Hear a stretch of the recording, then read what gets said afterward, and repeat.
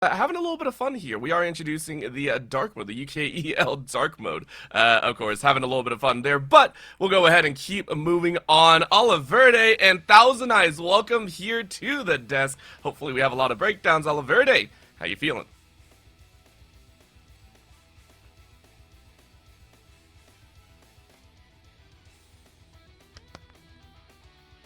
Hello, thank you. There we go. I appreciate it. I'm really looking forward to today's games. I mean, some very exciting ones.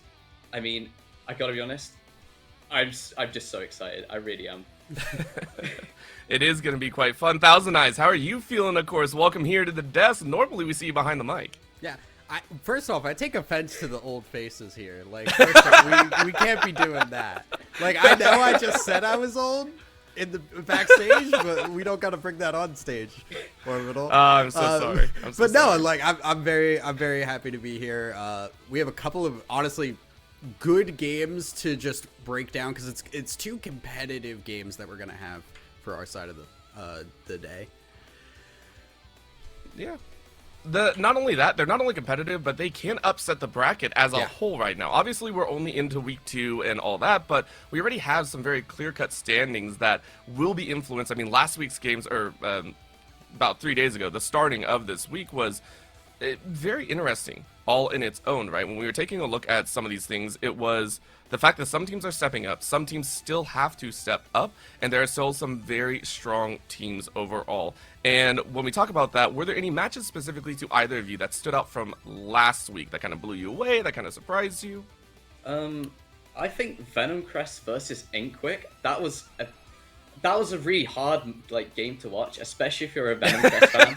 Like that, I would not sit there and watch that. But you know, for Inkwick, they performed really well. They absolutely dominated that game, and you know, that I guess that does give them some really good hope coming into this. Like, if you perform that well, that is a massive confidence booster coming into this, coming into their game today against arguably the best team so far. So, yeah, you know, not even arguably. Like, this is the team to beat, right? Like, this is unarguably the team that is currently sitting at the top. There's always an argument in UK. Okay, that's fair. That's fair. Thousand Eyes, was there a match last week that kind of surprised you as well? Anything that kind of was brought to your attention and you said, hey, that is something that I was not expecting from last week? Yeah, I mean, I think obviously RIZE versus Absolved, we expected the RIZE win. I think the fact that Absolved had some positives there, they had a Smolder that was scaling up and starting to do work, and we saw like a little bit of life against a team that right now is top dog and has a target on their back. I think being able to show up against a team like that and at least put up a fight means there is still competition. We are not looking at a team that is going to just go undefeated and run the table. It's a team that does have to fight for the win still. Yeah, they are still, I mean, it's competitive all the way around as well. And before we go any further, of course, let's talk about the matches that we are going to have today. There are a total of 5 matches, 4 that'll be on stream, 1 that'll unfortunately be off stream, with 2 teams that are obviously duking it out in the middle of the standings. Starting out, as we already mentioned, it's going to be RIZE Gaming versus Inkwick, and then Absolved versus Venom Crest. Good G versus Broad and Friends will be played off stream, and we will update you all about those standings as we go. That is for the first half of today. Second half will, of course, be Belfast Storm versus the Bandits, and then Paragon versus Bulldog Academy. And I know that we here are on the desk for RIZE Gaming and Inkwick, and then Absolved and Venom Crest. But to me, I'm looking at Bulldog Academy, the squad that gave us a little bit of hope, and I want to give credit to them because we will see them later. But I mean, they are a team that I think at least brings a lot of hope, because they're a team that, you know, in the previous split had an absolute abysmal showing. Let's be honest, anytime you go 0-9 in a regular season, it's not good. They've already come out with 2 victories. They've already doubled their current winnings for this year. It is very, well, okay, in regular season play, I should say. Yeah, I mean, I think personally, like, nobody really expected a whole lot from that team going into this season, and for them to now be 2-1, they got a winning record right now.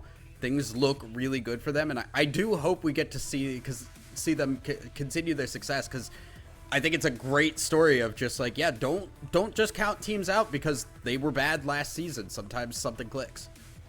You know, it's that underdog story. They're just coming out, and I really do like that. I mean, the first thing I heard when I joined UKL was how bad Bulldog season was last year, and they have turned that around completely this season. So, do you know what? Go for it, guys. Keep it up. You're pleasing everyone. Just keep going, and it's just good stuff. Love that. Yeah, we won't talk about the other side of that matchup because that one's just a whole other story. But quite honestly, when I sat there, it is also... I just had to bring them up because they're my personal favorites, but when we're coming into this first matchup, it is RIZE Gaming versus Quick, and these two have very different stories. Namely, for RIZE Gaming, obviously we mentioned they're at the top of the standings. 3-0, they look comfortable, they look perfect. Quick, some current increases to their squad and to the current standing, but obviously to the level of RIZE Gaming, many people, including most of our desk here, do not think so.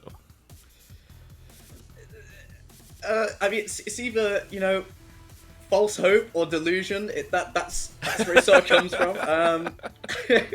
I mean, I had RIZE down. You know, they're 3 wins, 3-0. They're playing so well, and it really is hard to doubt a team. You know, going up against a team that's, you know, they had a bit of a struggle at the start, but they're slowly bouncing back. So, you know, high praise to Quick for making that sort of comeback and that bounce back, but I think it has to be RIZE today. They're just too on form. Yeah, I mean, I think right now looking at RIZE, like the story of this game feels like it is the consistency versus the inconsistency. Yes, you have the consistency of RIZE doing so well so far this season, and then you're also looking at Quick, who have really high highs but have really high lows. Just as a team, that has always been what that team is. So if Quick comes in and they've got that high for today, if they show up today, I think this can be a really close game. But you always expect the same level of play from RIZE so far this season. Yeah, it's going to be a treat. At the same time, we do have to talk about a little bit of an elephant in the room, namely the fact that Quick actually do have a little bit of a roster swap. Now, when we take a look at the names on paper, this is going to be, in my opinion, a little bit of an increase. We're talking about specifically, I believe, Artorias, who played in the last about week and a half in the ADC position, is now moving, and they're bringing on a face that many know and love, or possibly hate, depending if you played against them a few times. I mean, Dragdar, an ancient name of the past, and, you know, he's coming in. He's coming in. What's I'm with too the young old for jokes this. today? I am too young for this. It's an old game. It's got an old, you know, talent pool. But yeah, it's, you know, it's definitely something to keep an eye on. They're very successful, I must say. I mean, they did well. Well, you know, from what I've heard, they are a really good player, and it's definitely something to keep an eye out for. Absolutely. But yeah, it's Dragdar. Keep it in, man. I want to see it. Yeah. I mean, that's about all we can say, right? Yeah, Thousand Eyes. Anything to think about? Do you think this is going to be the all-empowering increase that they need to overcome? Or, I mean, RIZE, obviously, they got Sin on the other side. Like, this is perfect, right? Yeah, I mean, like, this is still tough, but I do think this is just a straight-up upgrade. I think right now, like, having a player with the pedigree of Dragdar, just having that experience is just important to have on a team, even just irrespective of the individual capabilities of the player. Having somebody who has that level of experience, who has been around for a while, that is noticeable in fights, in plans around the map. So I do think this will help Quick improve. The question really is that enough to make up for fighting the best team in the league right now? Unfortunately, they are just kind of going up against the top dog. They are getting the hardest possible test right out the gate. They've been I mean, that also... Oh, go ahead. They've been thrown right into the deep end, and if I were them, I'd be really, really nervous. But, you know, sometimes that gives you a sudden burst of confidence. You're like, all right, I've got to prove myself, and who knows? They might just come out the gates and just absolutely stomp. So you never know. Yeah, it's going to be a treat at the end of the day, but RIZE are still looking for their 4th win. And so that leads us to, we got to bring a little prediction in here. We got to talk about how we think this game is going to go, and keep in mind, Ink Quick are going to be on the blue side for this one. And I think we had some of our wild predictions already, because the analysts are being analysts, and the host is being a host once again. Both of you said it was going to be RIZE Gaming, and I think we've already talked about it a little bit, but diving in just not inside of the ADC position, I mean other roles as well. Both of you, I mentioned extensively in the green room that also Artorias, yeah, swapping into the top side, looking strong. Aniki is also fearsome in all degrees. I mean, I've got to be honest. It's definitely, yeah. I'm trying to just get like, I kind of see potential like for Inkquick to sort of do well, because you know, some of them swaps. I mean, Aniki, a really solid player coming up against Artorias, who hasn't really, you know, played that role a lot this season. So, well, this split specifically. So I don't know how it might go. I think it will be Aniki favored, but we have to see it in game first. Yeah. I mean, we're also taking a look at the jungle as another premier matchup for us. Both Mr. Tickle and Tweak have had amazing impact throughout. You can take a look at the graphic down below. Obviously, we're looking at pretty high averages across the KDA rankings, so always being involved with the rest of the team. Namely, though, pretty high impact with the damage output and the gold intake. So if we're looking for sizable impacts, Thousand Eyes, is there a side that you're leaning towards, whether it be Tweak or Mr. Tickle? That's going to be the main focus in the early game.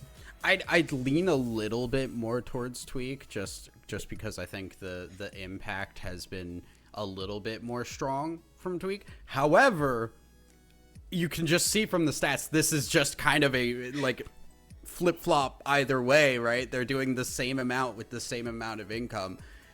You really can't ask for a more even jungle matchup in this game. Yeah, it's one of those that you're like, okay, it's good to have a jungler of this caliber on either end, if that makes sense. You are very happy to have either of these players, and so it's nice. At the same time, though, it should be terrifying, because it does mean that in either sense, if they get a good start, all of a sudden they are running over the game. And considering for RIZE, in my opinion, okay, look, I know I voted for 5 IQ. It might have been the 10 IQ move, but yeah. I still give credit where credit is due. RIZE Gaming, obviously, very strong, and Tweak, I mean, I'm excited to see what they can do. Now, looking at the matchup as a whole, though, as we hop into draft, it will come down to where are you leaning? Are you looking to early game? Are you looking to late game, mid game? Whatever are you going to see? Not only that, we're looking at that possible draft phase as well, which will be a treat. The bans coming out here may be different on either side. I mean, we are...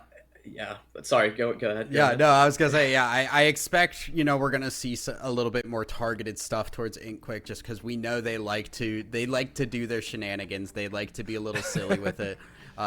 Whereas, like, probably some standard stuff against RIZE here, as we do see the bans. Whoa! We got the Bard ban. We've got Trundle ban. We got everything. Out some of the more cheesy stuff that you're, you know, a little bit more worried about. We see a lot of top lane focus from Inkquick as well, and a Varus picked into a Pantheon, though. The Pantheon ult can be really impactful in this game. It's gonna be a rough one. I'm excited for this one. Of course, we are. I believe there is a misspan or something down there for Inkquick, so we won't worry about that one. You can already see the speed, though, and Ollie. We're taking a look, as mentioned, the Pantheon, but the Sivir behind to match that Varus. It's a matchup that we've seen before here in the UKEL. Absolutely, and you know that Sivir, especially towards late game, she becomes so jarring. Well, UK slang, annoying, and she can cause a lot of threat. I mean, to be honest, I haven't seen much of Dragdar's Varus, but hopefully, you know, hopefully they are a really good player, and you know, I would like to see some more on-hit Varus like we saw for Venom Quest in their last week, and it was really nice to watch. So hopefully you can see more of that. But yeah, it's definitely interesting. And I mean, they also just locked in that kind of wombo combo style, the battery of the Wukong and the Orianna, which we all know and love. For Mr. Tickle as well, that gives you a little bit of early game to mid game agency. We know the Wukong can be very strong if you're getting in on the ganks. Granted, you know, matching into the Pantheon is a whole different story, you know, depending on who gets to jump on who. Last pick to come in here for the first phase, and we're wondering if we're matching the Orianna. There are some options, but no, you go for that scaling as RIZE Gaming are going, hey, look, the power late game for you might not be there, so we're just going to stack that HP at the end of the day. Thousand Eyes, we're looking in the next ban phase. What are we thinking?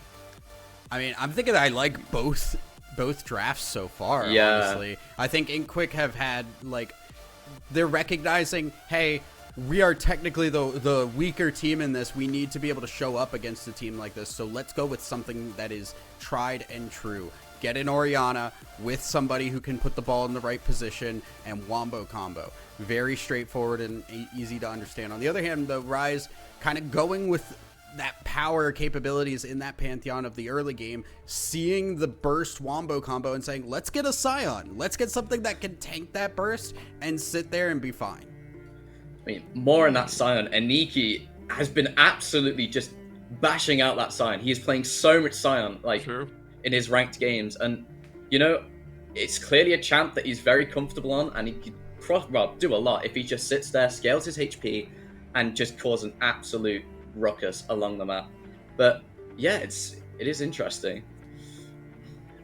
I like the idea that RIZE have also said, hey, we already drafted a fairly, I don't want to say immobile composition, but one that we do have a great front line, but we don't have great backline defenses if they reach there, so they immediately ban out the Camille as well as the Ornn, both saying, hey, listen, Kerberos, we don't want to allow you these access points, because we already know the Wukong and the Orianna are going to find access. That shockwave combo will be there. Take out some extras, so we also don't have a top laner jumping there. But we're now looking at that mid lane focus. BB Muffin not getting the Syndra or the Taliyah. These are great team fight-esque champions, so I appreciate it. But something has to give here. RIZE and InkQuick moving into the second phase. Yeah, I mean, I do really like the bans for InkQuick as well. The Syndra and Taliyah both outranging that Orianna, and that's one of the things she can struggle with in a lane. So you're not as worried about that stun, that long-range stun on the Orianna. You're not worried about the poke that Taliyah can put out. We are seeing the Alistar picked up as well. Again, recognizing there is a lot of burst potential, a lot of wombo combo for InkQuick. Pick the champions that can tank that and survive that and continue the fight, because if those cooldowns are gone from InkQuick currently with their composition, they don't have a good answer. It's just, I think they're just gone to sort of like just sustain. Oh, the Cho'Gath, nice. Okay. Love that. Love that. Big boys in the top lane. Absolutely. It's the, I don't want to say OG farming, right? Because Scion was technically changed. Like, both these champions were originally released in that same wave, but of course with the Scion changes, the stacking is just so much different, so I love it. And we are seeing beefcake upon beefcake here. We got the Braum in with the mix, which is another great deterrent. You match it with the Varus, the CC is out of this world, and this ain't arena. You don't get an 8-second break after a while. This is, if you get locked down, you are locked down for an extreme amount of time on either end of the draft. So taking a look at RIZE Gaming, I want to see power come out for BB Muffin. You are now, I mean, Sivir has great damage late game, but you need that oomph, and you go for the Hui, baiting into the fact that these fights are going to be long. You get the ultimate painter himself. Yeah. It's really, really well done. I am a little worried. Honestly, both sides are a little bit... The thing about Sivir, Orianna, and Varus as champions is if they fall behind, they can really struggle to output damage. So it does feel like these carries do need to get something going, whichever one of these carries snowballs first can take over the game from there. The biggest problem is that InkQuick have that problem on both their carriers, whereas the Hui is going to scale up and still be scary. Ideally, he gets ahead early, but even if he doesn't, he will be a threat later on regardless, and he's not going to be too worried about outputting damage. Yeah, it's one of those. And Ollie, what you got? I mean, I must say, I'm really looking forward to this top lane matchup. Like, I am such a tank enjoyer. Hold on. Did you just say top lane matchup? Hold on. We gotta go back to the words that just came out of your mouth, my dude. Sorry. I love Heartsteel stacks. I love Heartsteel. It's the most satisfying sound in the game. No one can argue. I found the top laner. Okay. I agree with that one. Yeah. I found the top laner, guys. I am a Heartsteel enjoyer, is what I am, and just seeing a massive Sion running down back to lane would just be beautiful. And a Cho'Gath, I think Baus got to around, about 11,000 HP recently in a game on Cho'Gath. Yeah. So a new competitive record set. So I love it. I just love tanks. I'm sorry, we have Wukong Pantheon in the jungle, and you're like, I really can't wait to see Cho'Gath Sion. Yeah, I really cannot wait to watch them just walk up, do minor bits of damage to each other, and then walk away. You don't understand. You just don't understand the joy. And I never will. I'm choosing not to understand that one. Give me the jungle matchup. Listen, Ollie. As a fellow Vigar main, I enjoy the stacks as well. I enjoy the satisfying ticker of watching the numbers go up. So I get you. But in reality, we do have to give credit that the top lane will be the one to not really keep focus on until about 25-30 minutes into the game. It is the jungle range, but within, and especially, I talked to you a little bit earlier, you mentioned your background as a player, having that competitive experience and coming from that side of the field. These comps look like a nightmare to navigate when team fights come around. And I know we want to talk about early game. I know the casters, I'm sure, will too. But as a player looking at both these comps, like, this is reminiscent of, we're taking a minute and a half to fight these battles. Do you see that as well? Or do you see that as more just, hey, we're going to have fun with the fights and it'll come as it comes?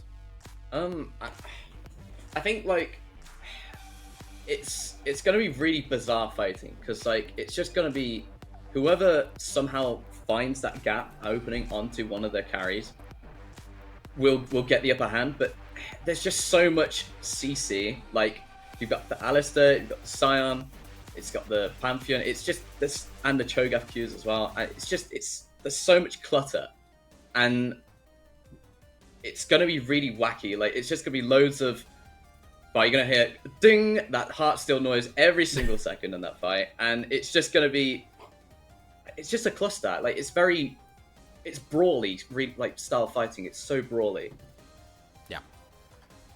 Yeah, I do expect, like, if Varus can get that opportunity, because I expect, hopefully an on-hit Varus with all the beef that's in front there. Yeah. If that Varus gets the opportunity to just sit there and auto-attack, that is the damage they need to chew through those tanks. But the question is, does Varus get strong enough, and does he get to sit there and auto? Yeah, that's just going to be the call down. And honestly, it's all about who is going to take the victory. At the end of the day, we got RIZE Gaming on the red side, 3-0, looking for their 4th win, and IndQuick looking for their 3rd. But of course, we don't get to call the game. We just get to watch it live. So we're going to go ahead and toss it over to Quino and Temporal, who are ready on the desk. Boys, take it away. Thank you very much. I'm here. I'm on the wrong side of the desk for once. This is a nice feeling. Yeah, but, we got you on the game. Why not? And what a set you've got. Oh yeah, it's looking good. I'm really excited for the intense matchup that is Sion versus Cho'Gath. That's so intense, right? It's powerful. It's powerful stuff. And like Oliver said, like high fidelity sound effects, and maybe Cho'Gath running over the Sion early doors. We'll see how that one goes. I hope so. I want to see some aggression from everybody else, because obviously we know that's going to be kind of slow between RIZE and IndQuick. But I feel like you were saying before, they're very slow. It's a slow game. It's going to be potentially nice and slow. Even if you're picking up kills early doors here, like Sivir wants 3-4 items. The Wukong Cho'Gath machine will not be plowing through a Sion in seconds. It'll be like 10 seconds, nice and slow, long enough to post a clip to Twitter. We're not in a rush this evening, and that's completely fine. Yeah, late game scaling both sides. Looking at Hui, especially another champion that takes a little while to get going before he can clear waves 2 screens away. Yeah, I feel like that mid lane is going to be the core for kind of setting everything up, from what I can tell. You've got that Orianna and the Hui, very similar in a sense, as they can both have big, like, impact damage in one area. So it's all about how they are able to get to that area by, you know, the rest of the team.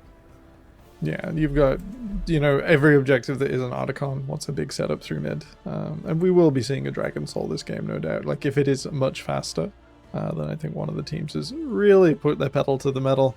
Dragdar's Varus, though, pretty powerful.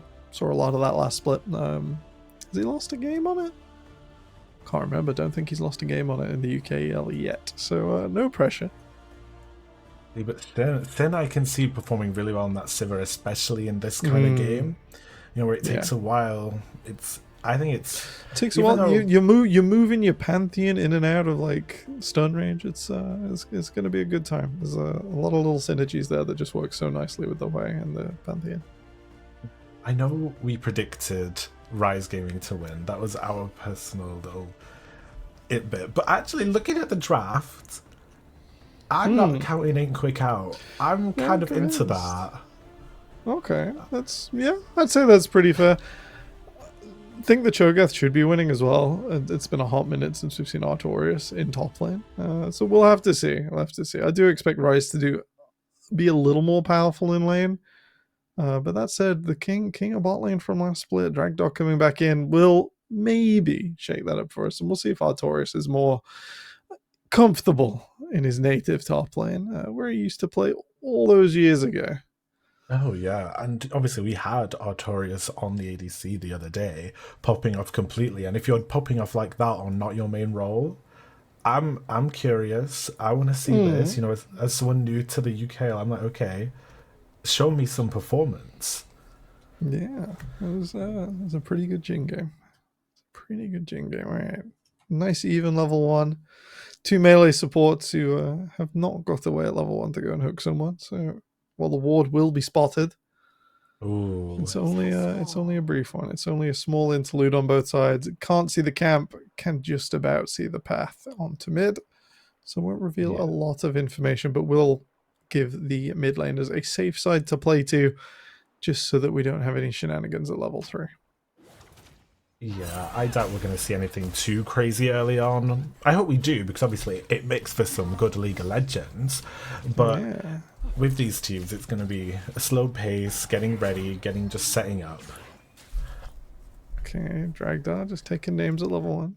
Just making sure. He's got a little bit of a health lead there. Completely zoning Sin and Jamsu off the wave. Holy. That is a dangerous position to be in with this event. Not even able to boomerang blade.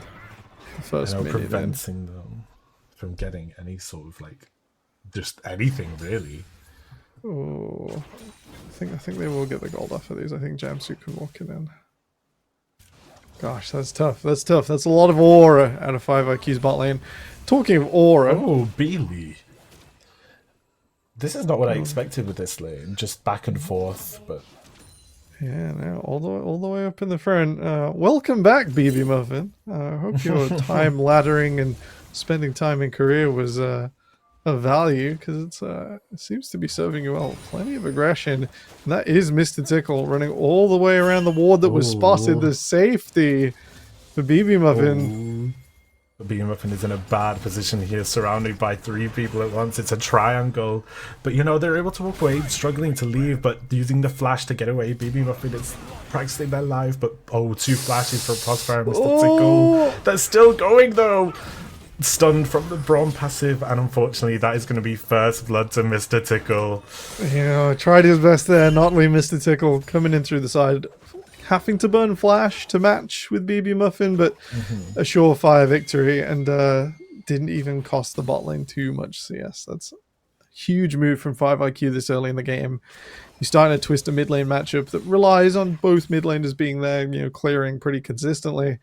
So you've dropped a minion wave off BB Muffin there in addition to getting the Wukong on the board. That's a huge victory in the early game.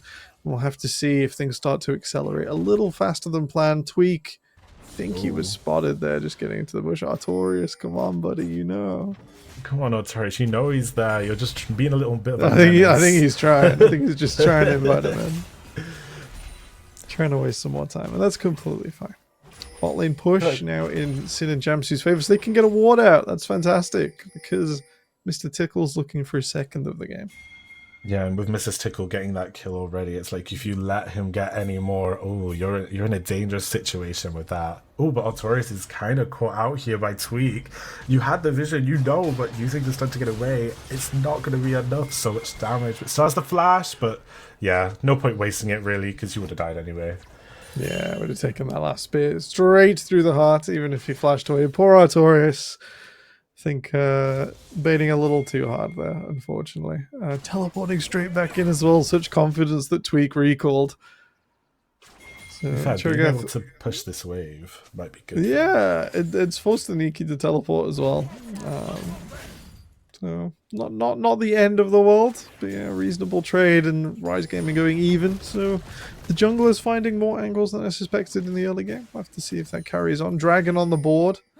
Beely gets in a push for an extra ward in. So Tweak spotted out as he goes around his east side of the jungle.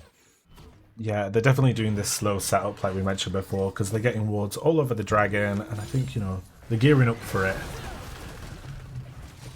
Just a cute little sidestep there. That's the sort of interaction we're going for in this lane. You might, you know, throw a punch or two at each other, but just because of the range, because of each's ability to clear the wave so easily, not a lot of direct human interaction.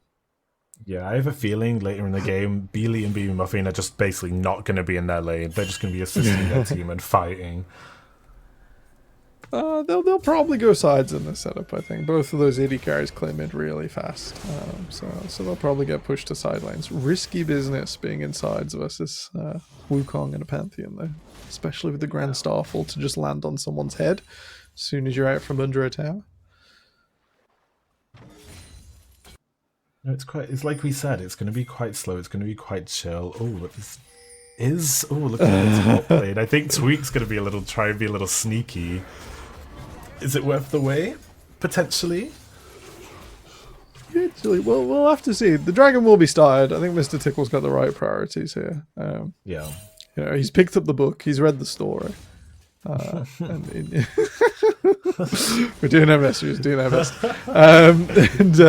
Is going for sort of the big chapters in his Mr. Men book right now. Yeah, it's exactly as we said. They're going to settle for this dragon because Tweak was kind of just chilling with Anarchy on the top, not going to be able to contest it. Yeah, I'm not sure what the read was for there, other than maybe they didn't want to take Oriana as soon as she got Shockwave, because I do notice BB Muffin's cooldowns. His ultimate was burnt in there somewhere while we were checking out Tweak on the top side, seeing if he managed to pull that gank off. Prosper, absolute hero. Just going to hold the minion wave away from the tower for his team. Aniki getting a proxy here isn't such a big deal. Would have maybe liked to have seen that ward towards the blue buff. You might actually have got a bit more information about not least pathing. But never mind, never mind. Everything's nice and easy, and we're just relaxing right now. Everyone, I hope you've got your tea. I've got my iced tea because it's still too warm in Cambridge. And we're just gonna chill out. See, I'm from the north. It's always cold. Oh, I miss it so much, so much. I played a lot of League of Legends in the north, and definitely went to university once or twice. See, but you know, the rainy day in Stoke-on-Trent, that is my current situation. That is. See, it was nearly looking like BB Muffin's situation there for a second. They're all being very careful with the way they're positioning now. After that early kill onto BB Muffin, they were like, okay, we need to just play safe, play a bit careful, because that was quite the predicament to be in. But Beely getting caught out by Tweak, but Prosper is there to save, and Dragdar is here as well to get some damage off, and it's all flash burn from Tweak. Everyone's here. Jamsu coming charging in. Dragdar takes down Tweak, and the rest are gonna run away out of fear. That was some team play. Yeah, that was a decent approach on the mid lane. And it's sort of as you said, everyone got one in the early game, and there was sort of a moment of like, right, no one get caught. we're going to swap our bot side up to top from RIZE Gaming. They had first move on this objective, but they did leave their mid lane overexposed. We'll notice there are no wards from the red side on the top end of the map. Just that one that was behind a tower that was already faded away. So a bit of a rough situation, and unfortunately, Tweak coming in over the top, trying to be proactive and get Beely out of there, and while he does get the flash, will mean they lose this objective in trade. Ooh, Jamsu's just been a bit annoying, I think. Here. He's just like, going hey. fast. Yeah, a bit of an Alistair moment. I feel like we're going to see a lot of that today. Sin taking a lot of damage from Dragdar, though. Oh. A little bit of disrespect. I feel like, you know, it is Varus. He can hit you if you're on the screen, and getting 3 autos into proc maximum blight.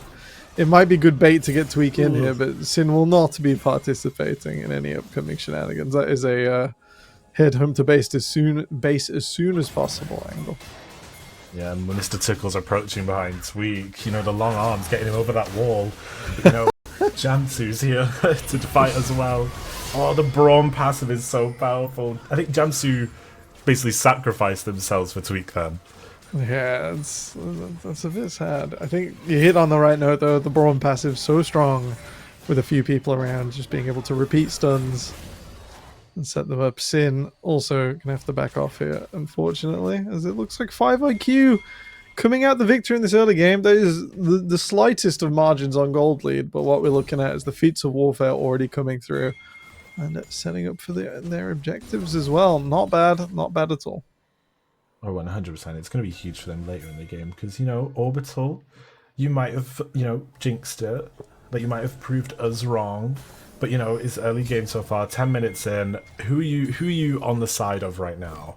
I'm still pretty neutral. I'm not gonna lie. Okay. We're calling go for late from both sides.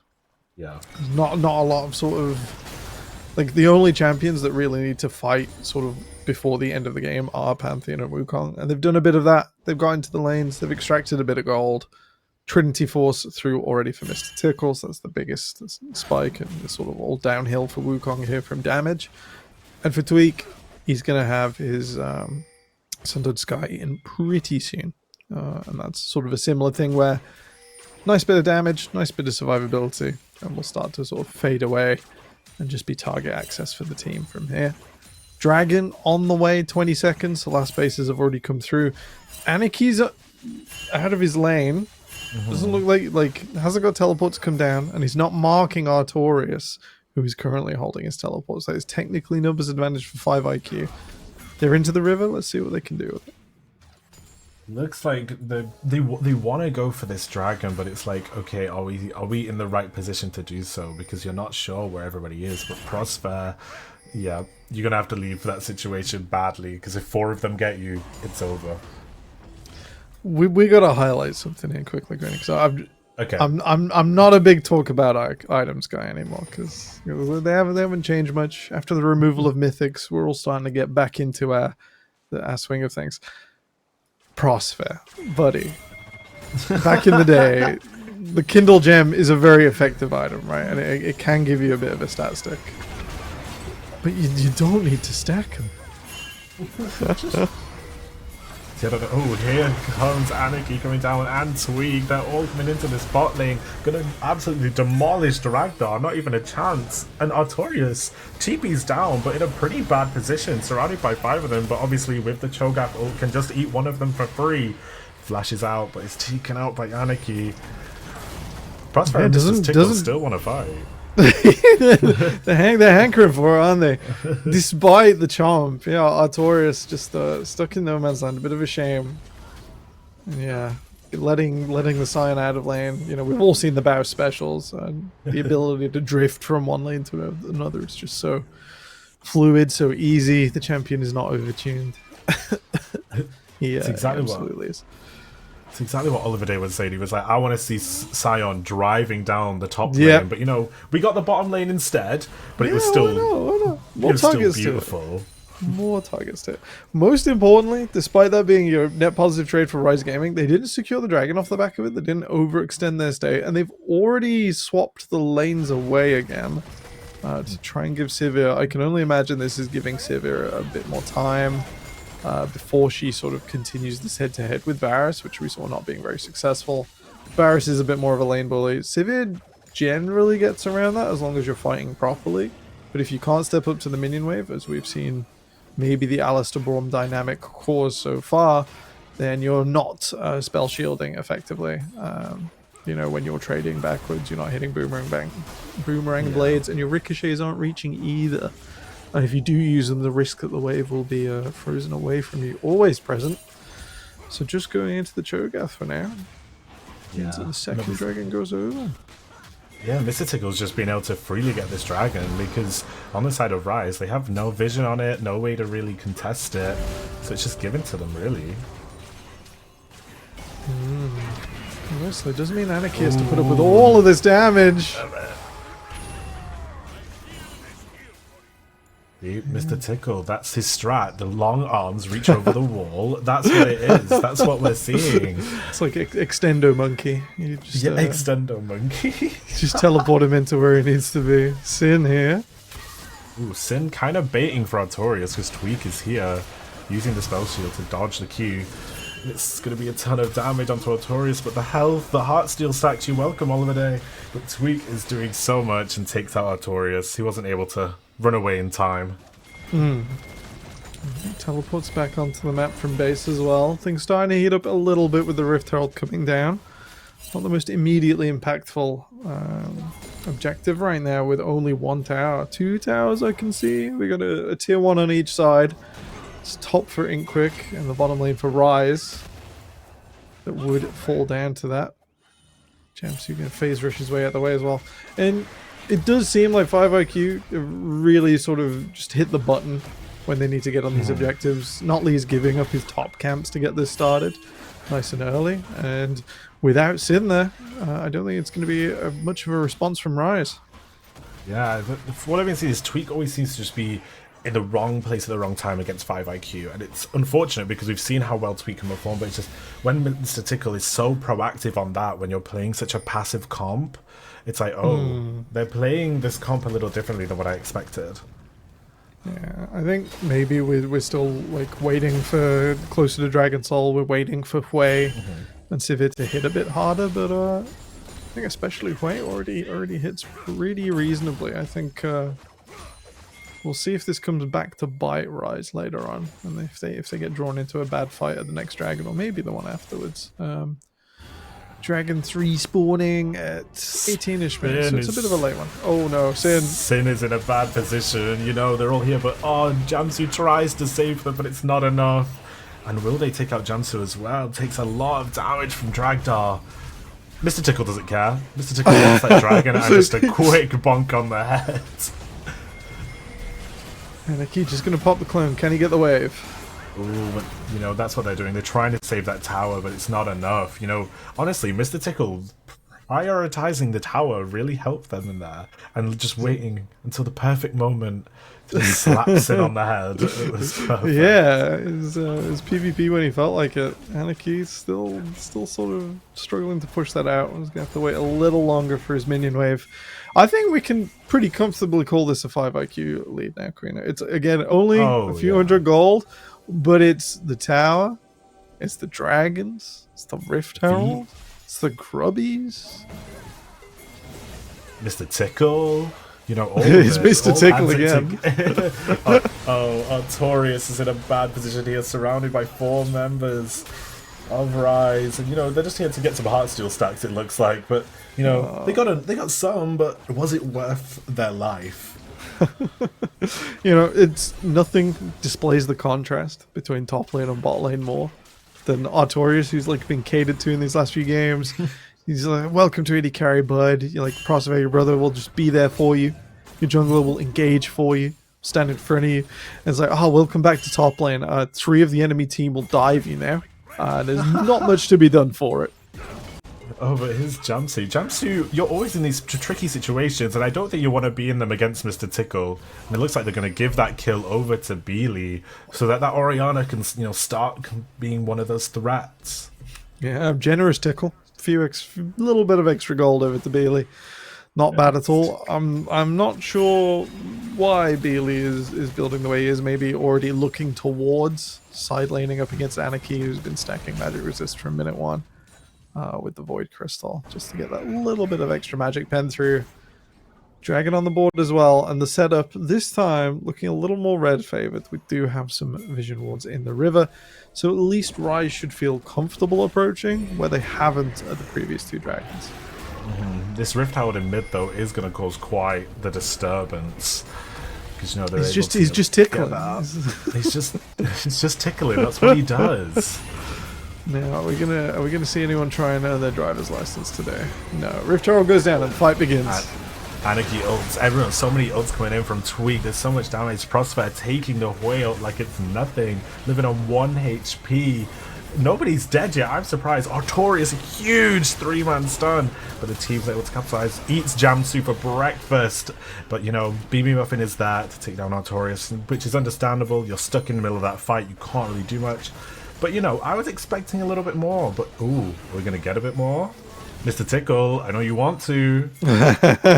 He's thinking about it. Crossfire having to base, so they are down to just 3 5 IQ smooth brains right now. Yeah, this is...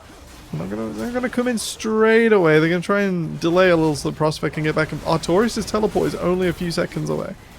Yeah, this is looking like a Ryze Dragon, but hey, it's too early to tell. Beely and Dragdar still have a lot of... They have their damage, basically. They're just waiting for their tank, and here comes Prospect running down. Oh, they're not able to get the Dragon, but they're here for the fight itself. Oh, Jamsu dashes in, hitting Beely, but you know, not able to say anything. Mr. Tickle is unstoppable. Always surprised. They're doing so much to Ryze, and it's not what I expected at all. Yeah, I think Ryze, you know, had their eye on the objective. They didn't pull a smooth retreat back through Artican, which I think was the easiest way out there. Does mean that Artorias gets a free Rupture down, but in this setup, he got the Rupture down. He gets into the front line.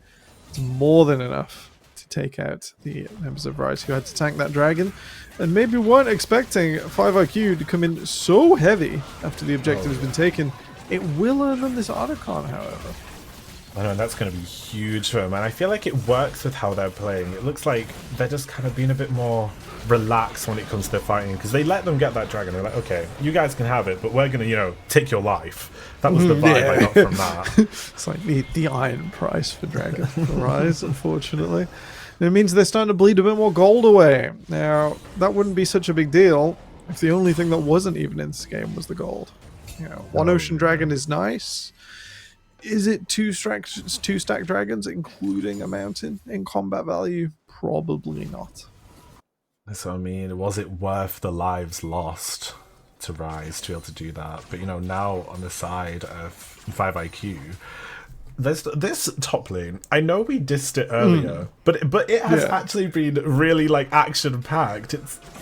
They've been in, like, a lot of fights. Yeah, they've both got full KP each, and that's not just from showing up and blowing out of the bot lane, we promise. Yeah. I'm sort of...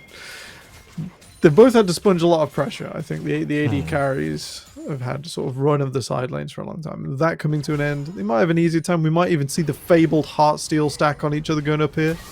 Oh, there it is. That's the noise. It's just what we wanted. But, you know, there's even more noise going on to Artorias. He's just tanking everything, but, you know, just trying to get the stacks. But, you know, there's the bit of CC pushes him away from getting any more, which, you know, sucks. But it happens. It's pretty tragic. I've only just noticed Aniki doesn't even have a Heartsteel. It's just Artorias we're stacking that one regularly. Little overextension is past the midway point without much vision to support him. And while 5IQ do manage to do a little bit of damage to the tier 2 in mid and dump a wave into tier 2 bot. It's probably not the prize we were looking for. We'll have to see if Artorias struggles in these sides, because if you start to struggle 1 versus 1 as the Cho'Gath here, the Scion can start to apply a lot of pressure. Generally Cho'Gath sided once you're in sides, but we'll see how it goes. Yeah, and I feel like, you know, it's kind of looking like they're playing opposite styles. Like, it's just me, but is Artorias got the Scion KDA? That's the kind of vibe I would see with that. Whereas Anaki's got the Cho'Gath one. I'm like, whoa, it's all swapped over here. It feels it a bit, doesn't it? Doesn't it? There's been some good deaths for Artorias, like running into the middle of 4 people, buying space, using the health bar effectively. Some would say. Oh, yeah, and getting those Heartsteel attacks is going to be vital when it comes to these later big fights, which we're all expecting, we're all waiting for. Yes, yes. Despite all of our like, oh, something's happening, audience, it's still just only below 1 kill per minute, and there will be some big team fights to come through. Yeah, next dragon, about a minute's time. Everyone thinking about it, thumbing through their items, figuring out what they want as last bases come through. Rise back out onto the map nice and early. Should be able to go and check this with Prosphere and Dragdar. Just making sure there's not a whole ream of vision. Anarchy, you're on your own, bud. Yeah, they're coming for you, Anarchy. You better run. Beely using themselves as bait, but hey, Dragdar and Prosphere are right here. They're gonna do it. And oh, look who's coming from behind. It's Mr. Tickle. He's here to fight. But who's going to get the kill? Who's going to be let to have it? Yeah, Mr. Tickle getting stronger and stronger each time. And Notorious using themselves as a distraction. It's those long arms, bro. They just, every time, just plucking the kills out of thin air. Notley in 11 of his team's 13 kills so far. First blood and the line in onto this dragon that would give 5 IQ soul point. And sort of an ultimate call for Rise to appear at the next dragon to fight. With Baron coming up there, it looks like the way they're trying to dissuade this one is by threatening a Baron take in revenge. Tweak is pinging it. We could see Rise go for this, but Artorias has got the marker while his bot lane are doing the dragon. Yeah, potentially, distract him thinking, hey, we do want this Baron as well, but, we're already halfway onto dragon, I'm pretty sure. Yeah, practically done already. That's a smarter thing. Yeah, Varus cuts through it so fast, doubly so, with this on-hit build. Oliver calling that one correctly. Oh my gosh, the Here Scoutfall. comes Tweak coming in, but a huge ult from Prosphere and the Q from Artorias. So many knockups, it's insane. Anarchy tanking a lot of that damage. Artorias as well. He dragged out taking out Jamsu, but Mr. Tickle is here. He's fed, he's strong, and gets 3 of them. And that was beautiful. I was not expecting that engage from Tweak. Yeah, the 4 for 1, 5 for 1 rather. Sion's icon deceiving me there for a moment. Tweak just seemed to pull the trigger on like, oh, they've got the objective, they're stuck sort of in a choke point, does that favor us? We can go for it. I think it favored Beely getting a huge shockwave, rather than Hui being able to set up at long range. We're not seeing huge damage out of Civi yet. Varus definitely the stronger AD carry at 2 items.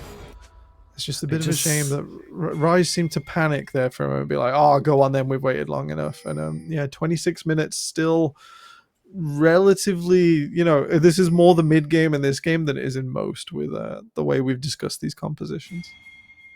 Yeah, it felt like they just, like you said, they panicked. They could have kept pressuring that Baron, but instead they wanted to go for the fight. But when you're not ready for that fight, and especially with how strong 5IQ have been throughout this game, it's just going to make them even stronger, and basically gave them Baron out of that. And it's a pretty big Baron power play, and it will allow Mr. Tickle to just go a little bit further into the jungle, stealing even more stuff away from Tweak, who's starting to fall away now. Pantheon offering less and less as the game goes on. Anarchy not going to be able to stop the minion wave. Pantheon's a mile away though. I don't think Rise can fight this properly. Yeah, I think they're just going to take the tower and leave, because in this situation, what really can you do when you're going against such strong opponents? You see the whale doing practically nothing. Artorias is basically just being cheeky here, like, hey, look, I'm a big Cho'Gath. It's crazy, we got Mr. Tickle in the game. We got Mr. Tickle the spells that are just, just trimming the health bar, not quite doing significant damage. Nice. This was the plan all along. Yes. Get Mr. Tickle extremely strong, but also get that Cho'Gath tanky, and you just have a 2-man army with 3 amazing damage dealers behind you. Like it's very 5 IQ coded. Kerberos is not here, but we have his most played champion, doing what he loves doing with it, and just driving a fork through the middle of Rise, even if his KDA suffers a little for the pleasure. Yeah, You're doing it out of honor. Absolutely, absolutely. UK top laners, you know, there's just of old there was like one way to play this. It's like, I'm gonna play a tank, there's some cooldowns, and I'm gonna get in the way. Artorias is doing it. I want to hear your vibes. What do you think Rise can do to, you know, catch back up? The Sivir wants to be in a different lane to everyone else. Currently, playing 3 lanes for Rise is really difficult, because you'll have Mr. Tickle show up and be an absolute menace. Crossfair just going to take the brunt of Hui's damage there. Not super effective. Now they're just in the position to get these towers and just walk away. Like, they don't need to fight. They've got everything they need. Yeah, that's three minutes of Baron, 3 tier 2 towers put on the ground. Not bad going at all. And yeah, as we can see on the gold lead, that was pretty even before the fight before Baron, so we can easily call that a 6,000 gold swing in favor of 5 IQ in the last 3 minutes. Not long till that dragon's up, and no one's got really significant vision on this bottom side, so everyone running out of base right now. Likely gonna have to set up and make the best of this Dragon Soul. If Rise lose this one, it is very, very difficult to overcome this many fed carries that are healing themselves for an incredible amount each second in combat. I love how practically every single death on the side of 5IQ is from the Cho'Gath on Artorias. Yeah, he's got a mean 87.5% of his team's deaths. That is a leading statistic this split, I'm gonna say. Hey, but is he gonna make it more? He's here to fight. He's doing a little bit. They're backing off. They don't need. Mr. Tickle almost caught out, but you know, he can just dodge it. He just move away. Oh, but it's a very slow fight. Huge shockwave from Beely, pulling Jamsu out from the rest of the team and securing the kill. Mr. Tickle's here, got the whale, but it doesn't even matter. But it's a lot of damage onto Mr. Tickle though, and take it out finally. But you know, here's Artorias. It's feeding time. He's here. He's doing everything he can. Anaki's tried to run. It's not gonna work. Oh dear. Just slowly, just beat him, kill him, let him out of his misery. Unending Nightmare proc not going to come through a second time, and Anarchy will trim the wave. 5IQ aren't even going back for the dragon. They're going to run it straight towards the base. A wave in mid and a wave in bot. That will be 2 tier 3s going down, and I don't even think Tweak can jump Dragdar at this stage with the Terminus through as well. He's so tanky and attacks so swiftly. I think that's just Varus as a champion. Once they get that sort of sustain, it's like, what can I actually do? Unless you have your entire team piling onto Dragdar, it's going to be difficult. But then also, you've just spent a fight piling your entire team onto Mr. Tickle. you have to pick your enemies here. Yeah, it's a difficult situation. 5IQ currently debating if they're going to pull a trap with Baron coming up in 30. Not worth having the risk of more than one objective on the map at a time. You don't want to trade anything back to Rise. They're going to take this dragon. Be Artorias going to... Can we check how many stacks? Observers, production, we love you, sir. If we click on Cho'Gath, how's he doing? I'm sure he's huge with 454 heart steal. Under his stats, it just says big. Yeah, just large. Just after a little while. Ocean Soul through.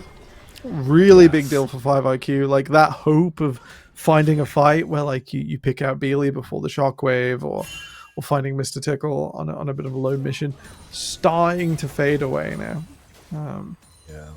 Yeah, this is turned from sort of the slow, like, can Rise come back in, to a pretty brutal stomp.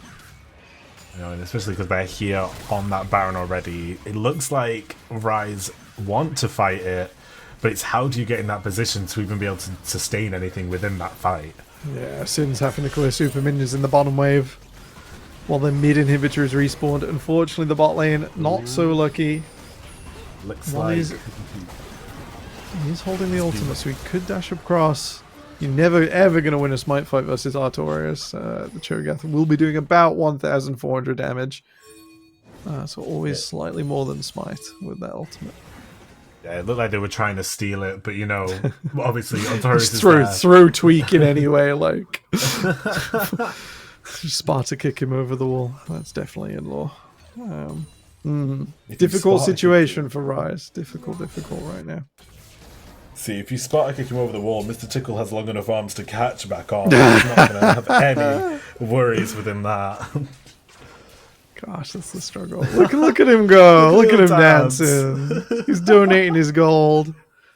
Having a good time. This is the charity of Dragda. I can get behind it. Give the man the gold. Watch him do the damage. Seems pretty reasonable. 5 That's what we IQ need, just you know, friendship. yeah, just going for a long push here. They have synchronized up mid and top, which is pretty decent. So someone from Rise will have to move away before that starts chipping in. Look like Tweak and Jamsu were trying to get a sneaky little play off, but you know, when they go the complete other way, it's like, oh, well, we have to move. But, you know, looks like they're going to get this. Are they going to fight for this tower? Or are they just going to let the minions do all the work? I think they've got to apply some pressure. 2 cannons all the way at the back, that extended range off the Baron, just wailing away on the tower. Anarchy just trying to tank on punting cannon minions away, but they don't really take too much damage. It's all you can do is try and kick them out. And it worked somewhat. Yeah, this is maybe the slowest siege I've seen in a you little bet. while. Tower will fall though. Yeah, Altarius could have just ran in at the start of that and took the tower anyway, but I think they're like, yeah, we'll just let the minions do it. We don't need to fight right now. Yeah, dude is chilling at a cool 8,000 health, but he's not fussed. He's not in a rush. It's 5 IQ. Burn down the last of the inhibitors, open up the base fully, and start to trim minion waves. All 3 marching in to the gates now. Last stand for Rise. Yeah, they look like they want to do something, but when you're in this position, it's how do you go around? They're going to need to use these towers to their advantage, but with the Baron buff, it's just going to be taken so quickly. Anarchy's constantly just kicking minions. He's doing his best to hold off for as long as he can.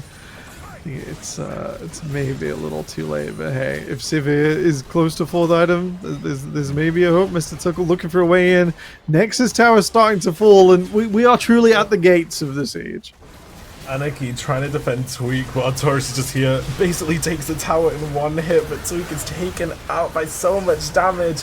It's not looking good. Rise are getting absolutely beaten to the ground. Dragdark kiting Anarchy, and to be fair, with the Southern Sky, it's not really going to do much even if they do get hit. And yeah, here comes the kills on all of them. It was not really a fair fight in that sense, and that is the win to Int Quick.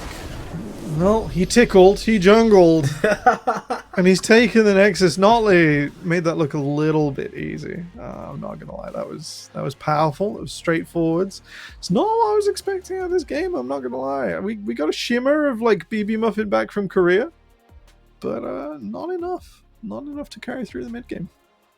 I'm kind of glad we got, you know, the complete opposite of what we were expecting, because it's brought in a lot of difference. And you know, the aggressiveness of the top lane, it's like they heard us. They were like, oh, you think our top lane's boring? Here we go. Here's the fight you want. And with that, Rise Gaming and Inquick tie the top of our table at 3-1. No one going undefeated in the Four Nations this summer splits. 5 IQ of Spring, eat your heart out. Right, we're going to kick it back over to the desk. There might be a short break. I'm not entirely sure. But me and Queen will be back in a few minutes. Vindication! Ah, this feels so good! What was that? What was that? Who called me wrong? Who called me wrong? Okay, we're done with that. Honestly, I'm not gonna lie, I didn't even think that was gonna work, but Quick, what a showing at the end of the day.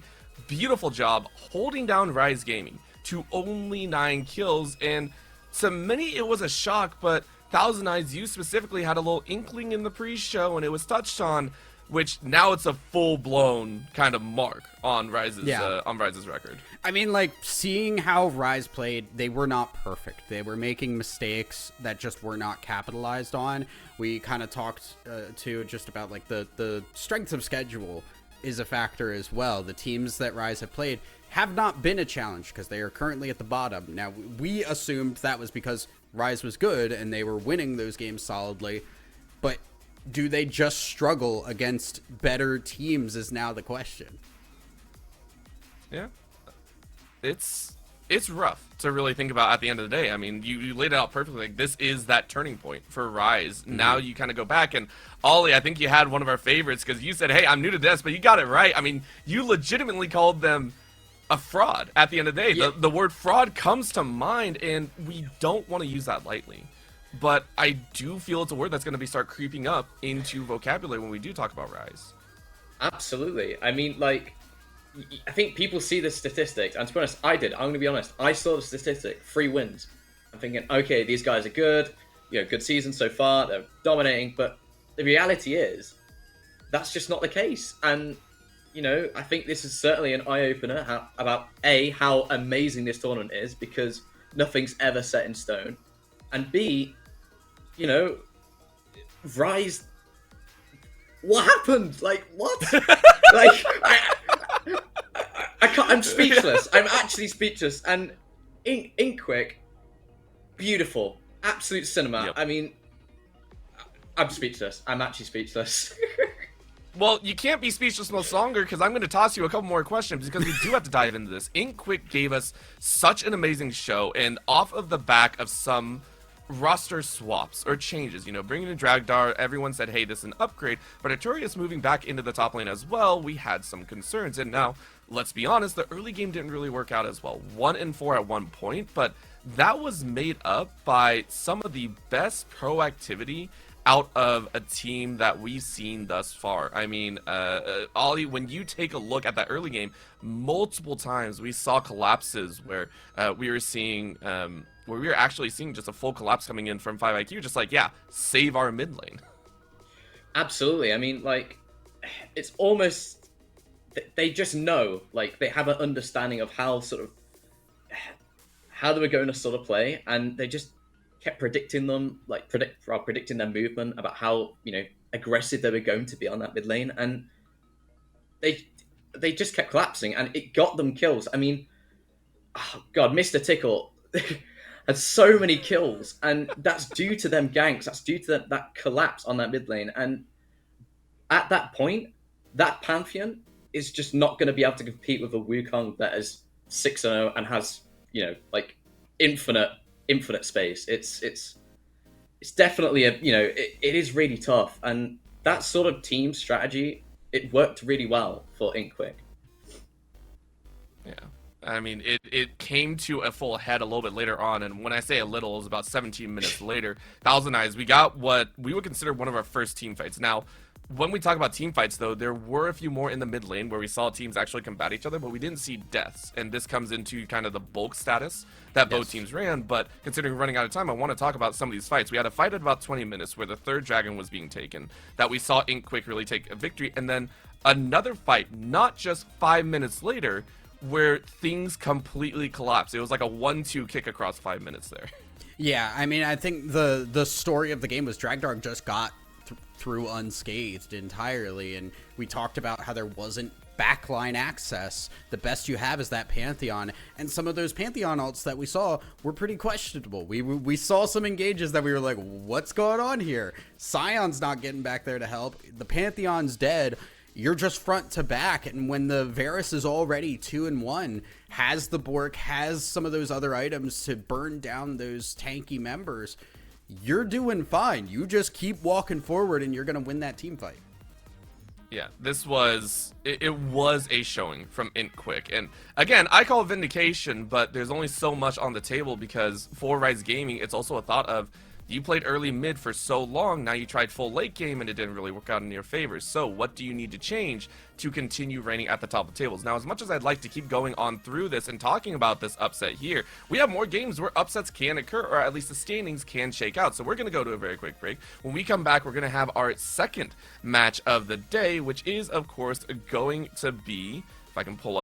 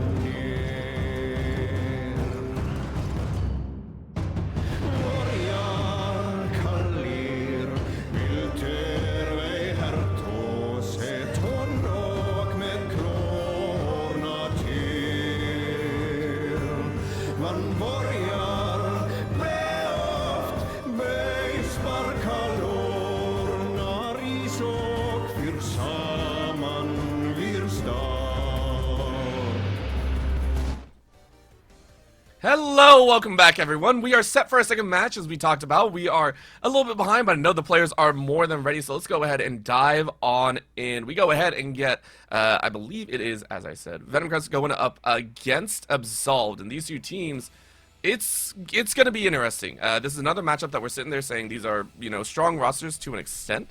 Absolved sitting at a 1-2, and Venom Crest sitting at a 1-2 as well, though. So both sitting at the lower end of the standings, and both have a lot to prove here. Ollie, taking a look at both these squads, I mean, we just watched an upset happen against RIZE. Well, a pseudo upset after all we discussed in the post game. Looking at these two teams, though, what are we looking at?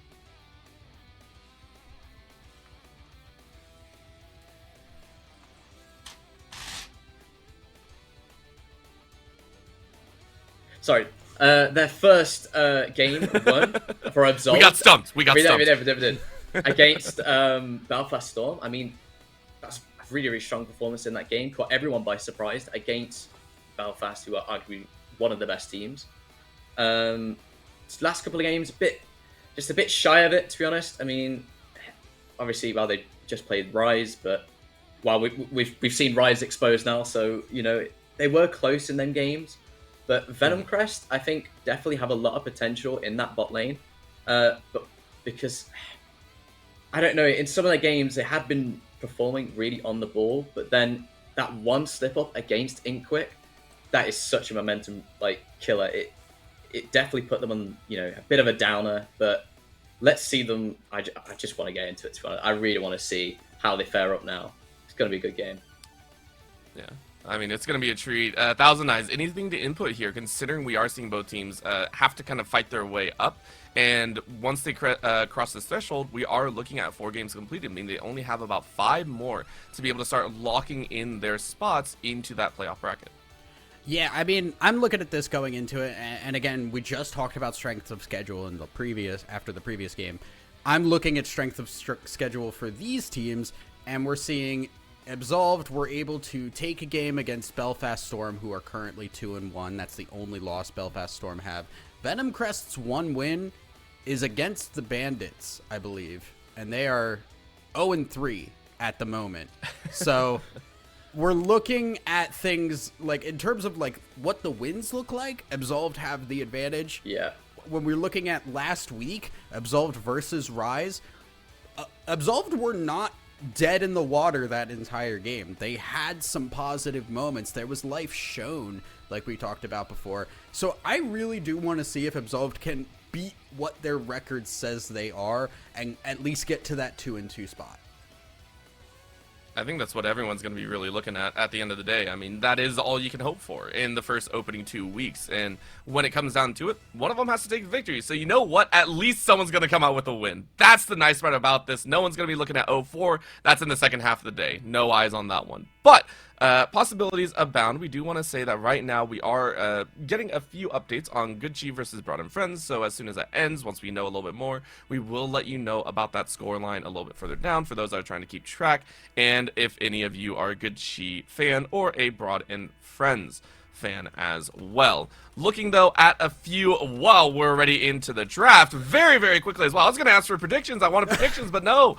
We are looking immediately at the Azir, the Nefiri, the Aatrox bands from Venom Crest. On the flip side, we look at the Trundle as well as the Pantheon and the Udyr. A lot of jungle bands rotated there. Absolved going for a little bit more wombo combo with that Ziggs and the J4. Venom Crest going for very much a nice combination of mid to late game with the Varus, with the Wukong, with the Sion that we saw before. And then Absolved saying, hey, no, we're going to take the wind out of your sails and go for the set with that showstopper. Yeah, I mean, I'm looking at this right now and just seeing, okay, we got the Varus picked up again. We saw Sion. Sion was not the problem in the previous game. The big thing I'm looking at in terms of the difference here is Ziggs. Ziggs did get buffs recently to just increase his damage output across the board and make him a little bit more of a scaling champion. Once he gets more AP, he is a lot scarier. Now, he can still play in the bot lane, he can still play in the mid lane, so it's a flexible pick. I do like this from Absolved, but you do have to change your team to work around what Ziggs wants to do. Depending on where you place it as well. Ollie, any thoughts here as we see the bans coming out? 4 mid lane bans here, just directly targeted at Ga as well as Emil, who might be on the short end of the stick here. Absolutely. I mean, I think this just could be a bit of pre-game scouting, like you said, target bans. Just try and put your opponent onto some uncomfortable picks. But it really, this mid lane matchup, I think it's going to be interesting. I think the Ziggs potentially could go mid, and I think it will be a Ziggs mid. And it's, playing against Ziggs is just quite annoying because he does scale a little bit. Well, he scales quite decently into the late game, and he's just going to be so pokey. And in these fights, like you said, with current champions like Sion and that Wukong, that poke, we saw it last time in the previous game with that Varus. That Varus poke was so strong, and the Ziggs poke is also really strong, so we'll sort of see. Ooh. I like it. I like it. I like it. I like the LeBlanc here because we're LeBlanc, you yeah. know, we're looking at two pretty backline carries, ones that want to stay really far back. You're not gonna want to front to back this. Yeah. It's gonna take you forever to get back there. So what do? You go for the LeBlanc. You're looking for those flanks to get in on the back line, pop the Ziggs in lane, get Jhin from over a wall. I love this pick from Venom Crest. Yeah, we saw a little bit of fun at the end of the day, but we do also have to mention that for Absol GG, we're not seeing the greatest cut through. With the poke, it's great, but against a Scion that scales up, we know that you need a tank cutter, is what you're hoping for. And the Jhin and the Ziggs, not exactly the best, but there's always extra to work with. If you get to late game, the burn can come through, and of course, Set has the ability to shred if you wish. But we do need a support to match, and we did see the Alistar on the Venom Crest side. For Absol, though, they're going with the Rakan, a nice little balance, being able to get the frontliners as well as that LeBlanc that may be looking to dance to the backside. So both teams running a little bit more mid-game centric with an early game focus from that LeBlanc specifically. Venom Crest like, look, we want to kill some people, and we want to kill some people very quickly. It's two good compositions, and I feel like I don't know which draft I favor more, but I'm kind of leaning towards Absolved. I don't know why. I have a soft spot for that team. They followed me on Twitter literally yesterday, so I do appreciate. Buying the analysts? What's going on? No. It's, I mean, they do have a soft spot in my Guys, heart, my PayPal is open. Like, if you want me to say something nice, like, I wasn't gonna say it, but yeah, listen. We can work something open out. it up. Ollie, how much did you get? Be honest here. Be honest. I mean, it did boost me up to my 100th follower on Twitter, so Hey, let's go. It was a pretty big one. Very valuable follower, so I kind of like Absolved drafts, but I think in real terms though, I think that sign is going to be a bit of a problem because, like you said, there's no real tank cutters. I mean, you know, as a tank player as well, I will be looking to get on top of that Jhin or that Ziggs. Like, that Scion could just running and Q, and once you're Q'd by a Scion, there's very little escape. I mean, I guess that's why potentially you could have that set just to try and just be a sandwich in between that, just be a bit of a front line. But yeah, it's definitely, I would say, I do like Absolved's comp, and I think it could work, but Venom's Crest is pretty scary. Really scary. All right, well, listen, before we hop to Thousand Eyes then, are you laying your chips down on Absolved here to take the victory, or are you thinking Venom Crest are going to take it away? To be real, I do actually think Venom Crest will win it, but let's go with Absolved. Why not? Interesting. Okay, I like it. Listen, the follows get the votes, which I get that now. I appreciate that. I was gonna say, Thousand Eyes, Venom what are you Crest looking are at? listening, man. You gotta make it sound good, make it convincing. I really do think both drafts have their strengths and weaknesses right now, which is like, we're looking at Absolved with the siege potential there. Jhin, Ziggs, really long range, capable of just poking you out and threatening you under towers. And there's not the greatest wave clear for Venom Crest, so that siege pressure is there. On the other hand, you got the LeBlanc, you've got the Scion, who's going to be able to tank a bunch of damage here. They don't have that tank cut, like you said, so team fights could go a little awry if they're not ahead from that siege pressure from the get-go. All right. Well, listen, I gotta get the idea then. Thousand Eyes. Who are you voting? I need to hear that team name come out of your mouth here. Who do you think is taking the victory? I cannot be bought. I'm going for Absolved. Oh, okay. So you know what? I'll go the other way. I'm 1-on-1 so far. You both are 0-2 combined, so I'll go ahead and say Venom Crest. We'll go ahead and lean into that one. With that being said, let's see if the casters agree with us as we go ahead and go back to Quino as well as Temporal. Thank you very much. I just want to say, I also take bribes. So if that's on the table, then, you know, just get me onto it. I'm ready for it whenever. What is it? It's Quino, K-U-I-N-N-O. It's right here. It's right there. Oh, it's on the screen. I don't know why I did Just- it from memory. And if we've learned anything, it's that our analysts can be bought with social favors. But what I'm not sure we've learned is which team is going to win out of draft. Venom Crest. Actually, this isn't quite right. That's game 1's draft. So we're not quite right. But Venom Crest looks pretty similar. We do have a Varus. We do have a Wukong. They've got the Scion instead this time around. So it's not the Cho'Gath on that trade. And Alistair in the bot lane, LeBlanc in mid. So we're doing a similar sort of deal for Venom Crest in this game, where they've got a similar setup. Instead of a Shockwave, you've got the longer approach of a LeBlanc. You've got the multiple ethereal chains to try and mess with an individual target a little bit further away. And instead for Absolved, a little bit more wholesome, a little bit less target selection, a little bit more the team coming together. Yes, we do. And you know, I'm buzzing. I've seen Absolved's draft, and I'm like, okay, not Absolved. It is Absolved. What am I? My fire It's alarm's alright. going By off, displaying the but- draft from we've done a little bit of a whoops. It's fine. Yeah, but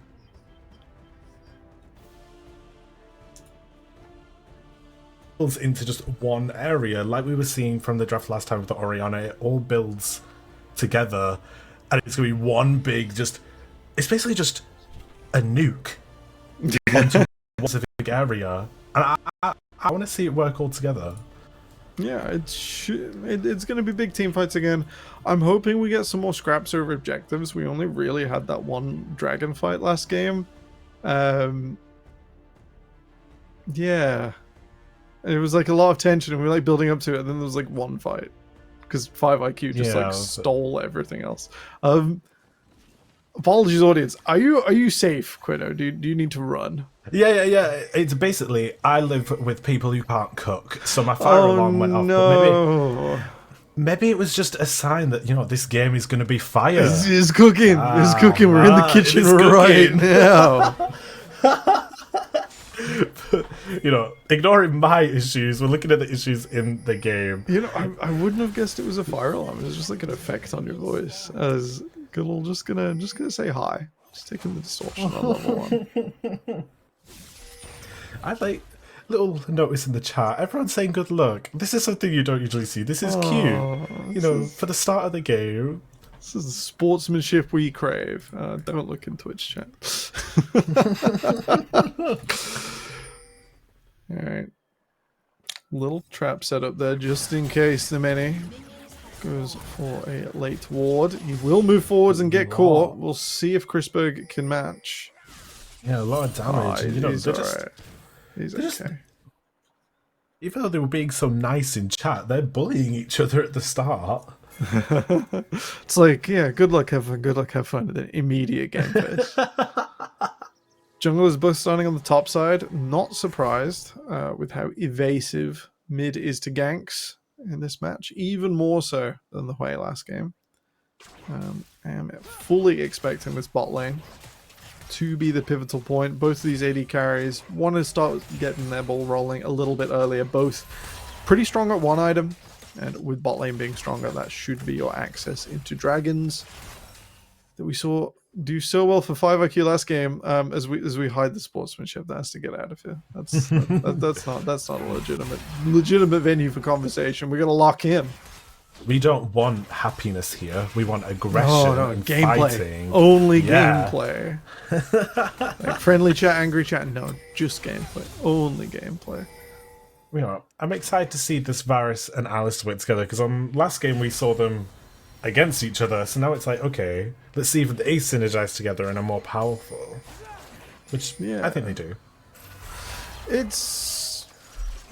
It's easier to sort of get in and land the big chains of corruption, make the enemy AD carry sort of stall for a long time, and that does hurt Jin in that he's only got so much uptime with 4 bullets anyway. You tend to only go through that rotation once, unless it's like a complete all-in. So it does get a bit tough, and it's sort of nice to see that the lanes both all get going here. There are no freezing off of waves, no big mismatch in this 2v2, which is nice to see. Should be a little bit closer. We see both of the junglers, you know, chilling towards the bot side. They're like, okay, we're gonna, because if you, this bot lane, they're always in each other's faces. Not a lot's going on damage wise, but they're always just like fighting each other. Rakan's not quite melee. He's sort of that little in-between space where it's like melee for some purposes, but that's a long tail. Yeah, it just gives such easy access to hitting minion waves, getting up in your opponent's grill. It's nice to see both teams making use of it. Top lane, I am a little surprised that Refresh has got the push in. He has a little advantage right now over the man, the legend, the extraordinaire, Dognappy 990. Yeah, it looked like T-Time wanted to come in for a fight here, but Nemini's patrolling the area. It's like your pet dog barking away. Yeah, he's enough vision down there to just make sure no one's coming in. 3, is that 4 wards? Well, one is the scuttle crab. I've immediately forgotten that crab exists. 3 wards there in the bottom river. They were absolutely keen to make sure that no one was coming in there. Because you don't want to lose the early when you're in the bot lane, and if you're a top lane, you've got this refresh on the Scion. It's like, if you die, it's not the end of the world. Like, it happens. Yeah. Oh, but we do see Nemini going in. Chris doing a lot of damage, but you know, the Rakan is there to kind of just counteract any sort of fighting, and it's quite an even trade, really. Even-ish. The Beanlord, are you going for the heal? He is going for the heal, but will betray the position. Both of them doing the exact same thing to each other, but it's a very similar fighting style for both of them. Let that engage go in and then do the damage, but neither one of them are strong enough to basically be the better person. Yeah. It is meant to be advantage Alistar if you let Beanlord come forwards. So you'll be able to... Ooh. Cool. Just checking out now there. Just giving him a little bit of a scare as Phrase comes forwards. Phrase coming in for the fight, you know, able to run away, the LeBlanc. Phrase is now scaring away Emil, but you're in a bad position. There's 2 people here. You're going to have to secure the kill onto Emil. Both flashes used, and First Blood goes to... They're still fighting, though. I know Wukong is just proving to be dominant, but Phrase is going to get caught out, you know, securing the kill for 1 on each side. T-Time. I think that's, you know, a good trait to have, especially because you executed both flashes, but it's very even grounds there.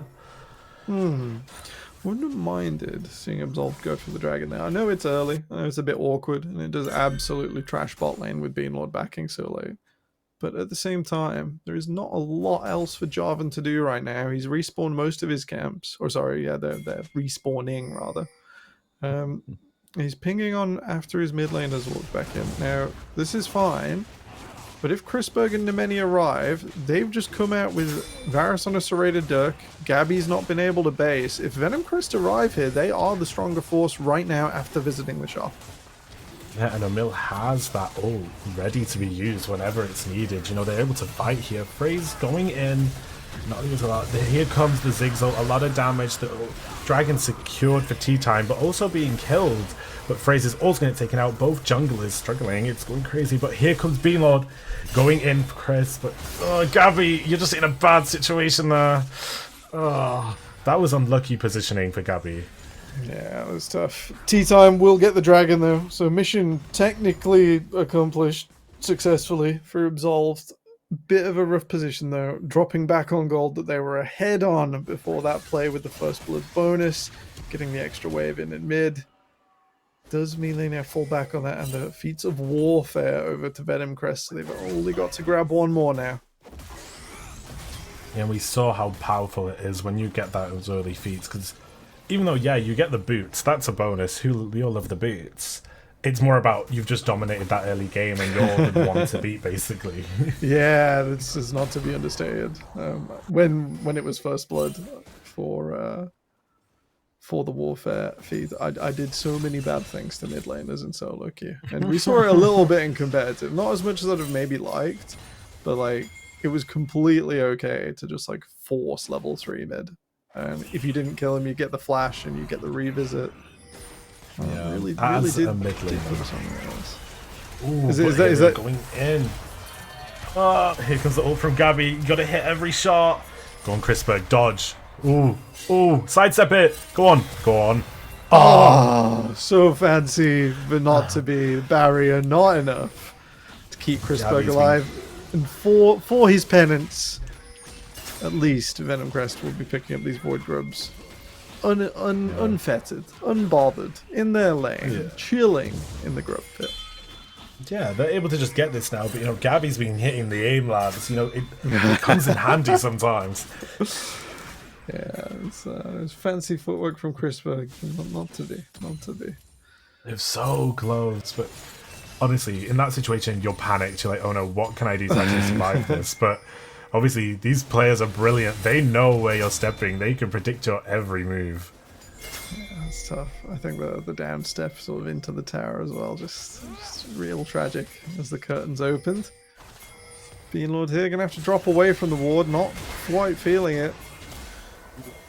They're just going to leave. They're going to try and just get out whilst they can. You'll be a bit safe. But Tea Time is here from behind. They're kind of cornered in a way, but still being aggressive. Here comes Tea Time, ulting onto two of them. Here's the nuclear bomb. Like we said, it's crazy. Emil getting the kill. As alongside Gabby getting another, and that makes two. Oh, that was some brilliant flash even from Galu. That was synergy galore for Absolved. That was the wombo combo. That was what we were looking for. Oh, the Jarvanal, I was like, that's ambitious. 1 versus 4. Emil gets the bomb over the top immediately.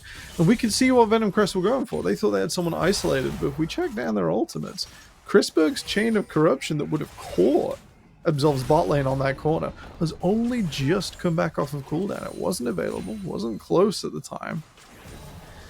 See, that's the awkward predicament you get in. Yeah, that's a tough situation to be in. If we're looking up and down the map right now, jungle camps sort of indicate that FaZe is going to be coming down towards the spot side once again, once he bases in a moment's time. And tea time. I feel like they need that. Yeah, it's just going to be around. I think we've just had the first base for Dognappy, and I've not played set in a hot minute, but I think Tiamat is still really aggressive. You need to be aggressive when you're going against Refresh. Maybe not that aggressive. Oh, Emil just getting away. Honestly, I've been noticing Emil has been using these like little concussion blasts, I forgot the full name, to really secure the way their lane's being played. Because every time that LeBlanc dashes in, they're like, hey, get gone. I don't want you. Just a cheeky LeBron to the side, and then just another bomb from midair straight in the hoop. I was like, who are you distortioning towards? Yeah, I'd have I'd be scared thought. of Gabby. Oh, never mind. Oh, but Galu tea time just sneaking up and Emil with that bomb. It's that wombo combo again. It works every time. Even if you don't have the Jarvan ult, he still has that nubcut, which basically does the same thing for a short time. Yeah, he's trapping him in just for a moment. Just enough to take down Galore. Both sides Gabby to missing the stun. FaZe doesn't necessarily want this fight. Chains of Corruption will land. It's a big cooldown out just to hold Tea Time down for a second. Not sure if FaZe showed there. He's right on the edge of vision. I think he got away with it. No pings. With the Infernal Dragon coming down, that is rather the advantage for Absolved, who seem to have, after the initial sort of losing loads of kills out of that first dragon, they do seem to be in a better position now. Just taking their fights a little bit quicker. Yeah, it seemed like a little cheeky fight for dominance in the bot lane there. No kills were going to be secure, but it was like, hey, I want this dragon. It's mine. You're not touching it. It's taking it step by step. It's the proper way to do it. No wave for Galore, so it's just wandering for now. And yeah, I really would have thought Sion versus Set. The Set would be taking the new Blade of the Rune King. Chrisberg once again. Ooh. Gabby, come on, hit the shots. Oh, but the flash to save, but when Tea Time's there, is there any point in even flashing? But Chrisberg taken out, survived longer than I thought they would though. Yeah, difficult situation for the Varus. You've not got a lot of recourse except for Chains of Corruption to stop that ultimate. It still requires you to walk closer. Both top laners dancing with death here, but FaZe spotted on his way in. Yeah, that ward is perfect, but they're still going to go for the engage. The Sion ult, the flash to dodge it. But FaZe is here. They're taking a lot from this tower, though.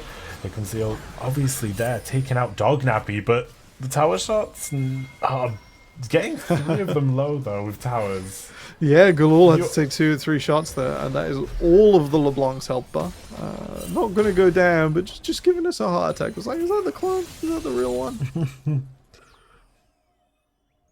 Emil taunting Chrisberg now just to steal that tower. It's like, my minion wave has died.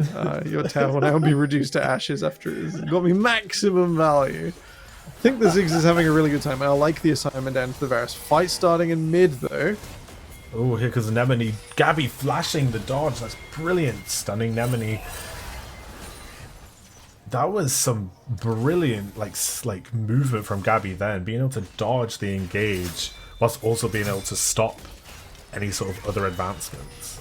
Yeah. Kills Venom Crest's ability to come forwards and Mini going slightly wide.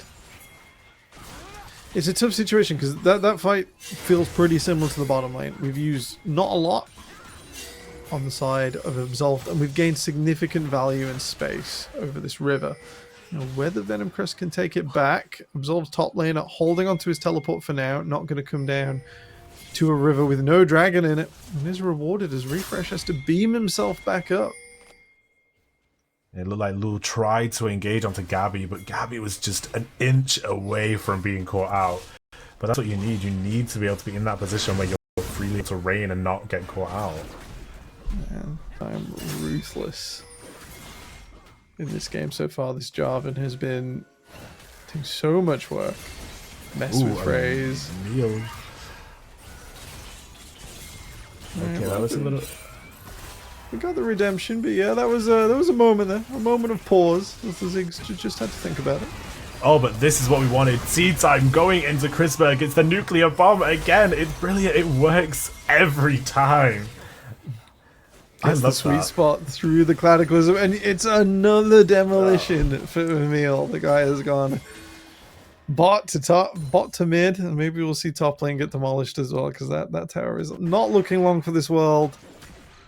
The extension of the play, Venom Crest, should be first onto this Rift Hold. They should be able to secure this should they choose.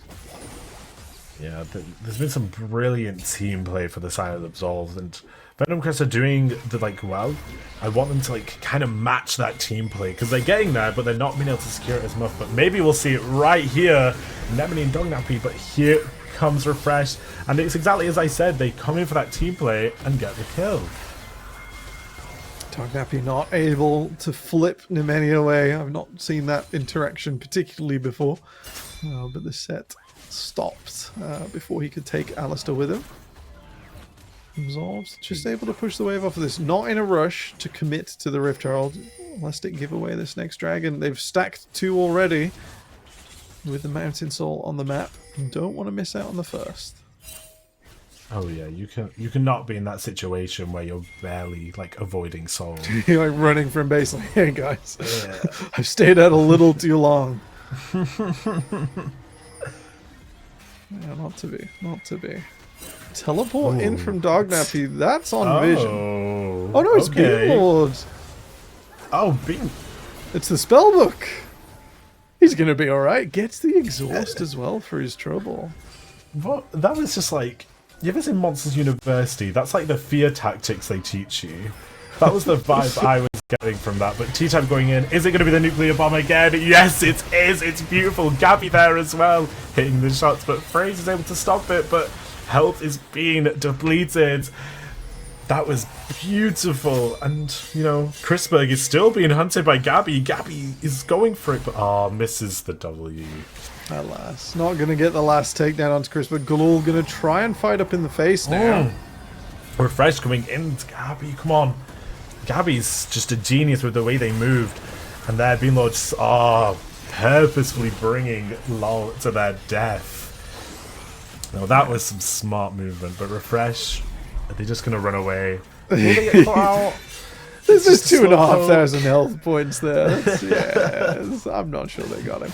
Another team fight win for Absolved though. If we look back over it, I think even more praise for Tea Time. This is the Tea Time Glaze stream now. Sorry everyone. We gotta shout out. While Emil's KDA is looking fantastic after repeated ultimates into the middle of the Cataclysm. It's tea time. all making sense. The alarm that went off was the tea time alarm. Yo, that is what it was. The kettle's boiling. You know, Oh, get me out of bed, Gromit. It's time to go. and once again, tea time going in. But you know, the clone, you're just avoiding danger. They know. They're scared now on the side of Venom Crest. A little bit, yeah. They didn't manage to reach anyone in the backline. Frey's on his own past the Cataclysm in the last fight. And really wasn't able to bring his team with him. And separating the Wukong from everyone else just gives you so much time. It's once again a bit of a runaway train with these objectives, though. Only the Grubs going over to Venom Crest so far. Yeah, it looks like it's just going to be a free Herald for, you know, the side of Absolved. But, like, you don't want to risk losing your life and losing all those, like, kills for a Herald. You know, it's the sacrifices you have to make. It's a tough one. I'm not sure we need the Rift Herald in top lane. Would like to see it spawn somewhere near the tier 2. And then I'm sure our demolitions expert over here is going to make short work of the tier 1. Short work. There he goes. We need a counter for every tower. We do. He's 3 for 3 so far. He's doing fantastically. Pings onto the bot lane. Dognappy, I think, trying to stay alive in the 2 versus 1. Oh, yeah. Oh. Nice. Alright, we're gonna break character for a moment. Have you lost your feed as well? Okay, yeah. good. It's not me this time. I had Well, if people can still hear us, hello. You see his chat. You know, how are you doing? Just look at this. Look at this beautiful Herald. Let's analyze this bit of gameplay right here. We see what's going on. My only critique so far is that Rift Herald could have come down a little bit earlier. A smidgen earlier. We could have had that Rift Herald because it will charge straight for the tier 2 if the tier 1 goes down. But you know, we are accelerating slowly towards that coming through as we're going to take a quick look at what's going on with the game. And yeah, we've had another runaway train on our objectives. I'm not sure how to feel about this so far. I know it's kind of disappointing in a way because you can kind of predict what the next thing that happens is going to be. We've seen the same way of fighting every time. It's the tea time ult. Oh look, here's everyone else's ult, and boom, it all just comes together perfectly. It works, but yeah. Difficult situation, and we've seen as you say, the nuclear bomb, the combinations come through a few times.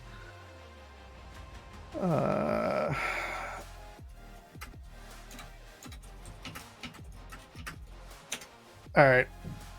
I feel the incredible need to apologize, as we have had a little bit of a spectator bug. The game is still ongoing, so we are currently just deciding what to do, but currently no outcome on the game, which is a difficult position to be in as we look to try and get a spectator back in the lobby. Is it time for a break? Is it time for some tea? Yeah, maybe that's what it was. We just need a break, get some tea. You know, it is tea time after all. So, you know, we are going to go to a quick break, and hopefully we'll see you shortly.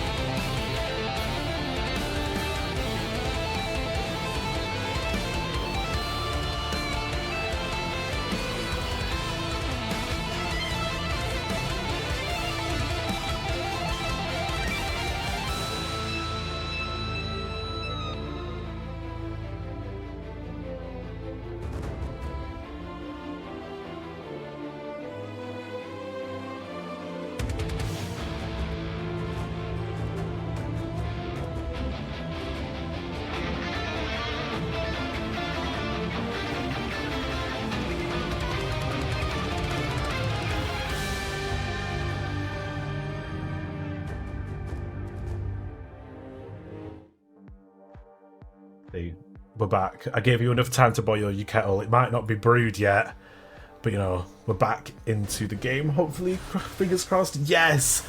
And we get to see a fight straight away. Come on, Gabby. Get Nemini like it's nothing. Go on, Chrisberg. Oh, come on, Gabby. Hit it. Hit the shot. Yes! It's brilliant. But T-Time is It's here. powerful. It's the good stuff. See, they knew. Oh, Galul, you are... No. Yeah, A triple kill for Gabby. It's massive. No hope of being an undercover agent there. Absolved. Just check the corners, and unfortunately, no escape for Galul. Yeah. So they're going to be able to get this objective. It looks like during that little pause they were able to get another dragon for the side of Absolved. So it's looking pretty dominant. Oh! And dragon spawns perfectly. That's good timing. That's good timing. Alakan worth an immense amount of gold once you tot up all the experience it gives. And the value from the dragons, the mountain soul as well. Venom Crest starting to struggle now. Will have to be a massive performance and probably a lopsided fight with Galul taking someone out at the start. For them to get back in here. Baron's still not on the map though, so we still hope to coalesce around that objective. That's huge, you know, getting Soul at 23 minutes, especially when you're already ahead in kills. It's like, you're in a good spot, but there is, you know, maybe there's an essence of cockiness that could come from this. That's what I would be thinking. You know, trying to catch out people when they screw up. It's all you can really hope for at this stage, and that's okay.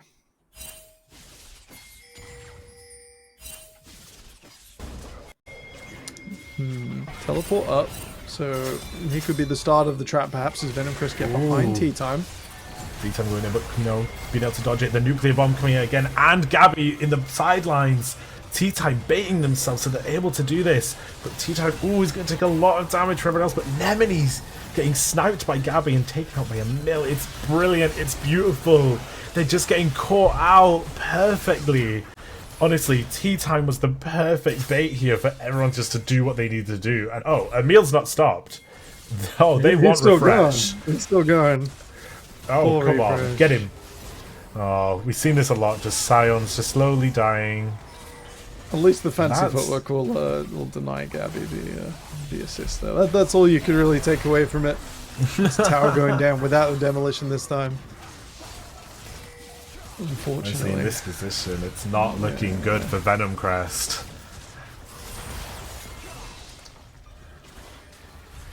Difficult situation. And yeah, we got to look for another lopsided fight. They tried to burn the teleport on the Scion to try and do that. They've still got the teleport on the LeBlanc. Galul. Excellent mid laner.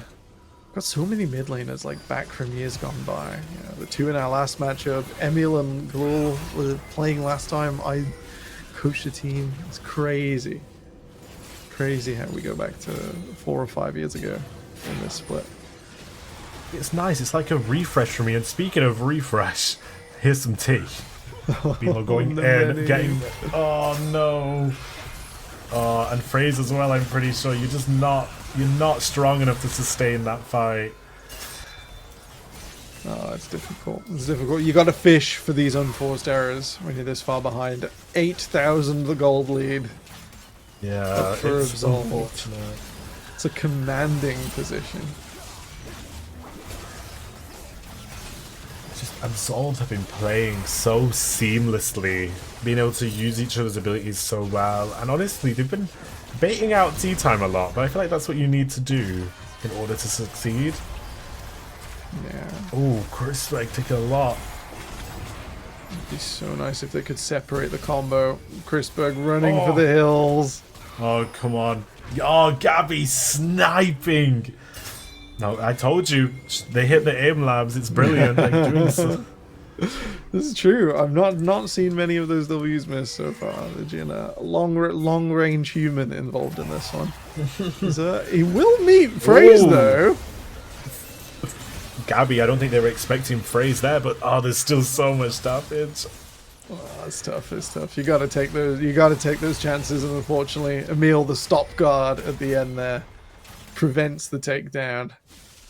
Just sends Fraze packing. Yeah, he's just like, nah, not today, not today. And so is T-Time, holy. Ooh, and here it comes. Everything's coming together all together at once. Another explosion from Emil onto the tower. And it's just so much damage at once. It's beautiful, it's brilliant, it's bombastic. I think that's the word I need to use for you. Powerful word to describe this game. No hesitation. As T-Time pushes through, Nexus exposed. I think Absolved have well and truly set their stake. It's just bullying at this point. Then in their spawn, the minions are going to end it for them, and that is a win for Absolved. It's a powerful game end. Venom Crest, expected to be the favorites here, and clearly the rebuild just taking its time to get together. Absolved, congratulations, a fantastic win, and we only had a slight pause there, but in the game, no hesitation, no waiting for your opponent to get another chance in. What I'm hearing is bribery works. Bribery works, and it's time for tea. I like how the games have gone today for both of us. It's kind of like they've swapped our predictions completely, and it's made for some really interesting gameplay. Yeah, it's played out. Top lane, not necessarily the most impactful, but sort of present in every game. And bot lane, I think, mostly being the decider. I'm including Ziggs' bot lane because, my feeling on this game is he should have just started there, nullified the Varus inside. But to tell you more about it, we're going to throw it back to the desk. Oh, sorry. We are looking at another upset here on the day, which has been awesome. And again, no bribery. You didn't see anything. But Absolved came in with a solid showing. We talked about the 1-2 status on both these squads, and Venom Crest, unfortunately, looking a little bit worse for wear. Thousand Eyes, Ollie, both of you gave your thoughts there, and Thousand Eyes specifically, the Ziggs came out on top. We were talking about some of the busts that came through, maybe a little bit overtuned in there.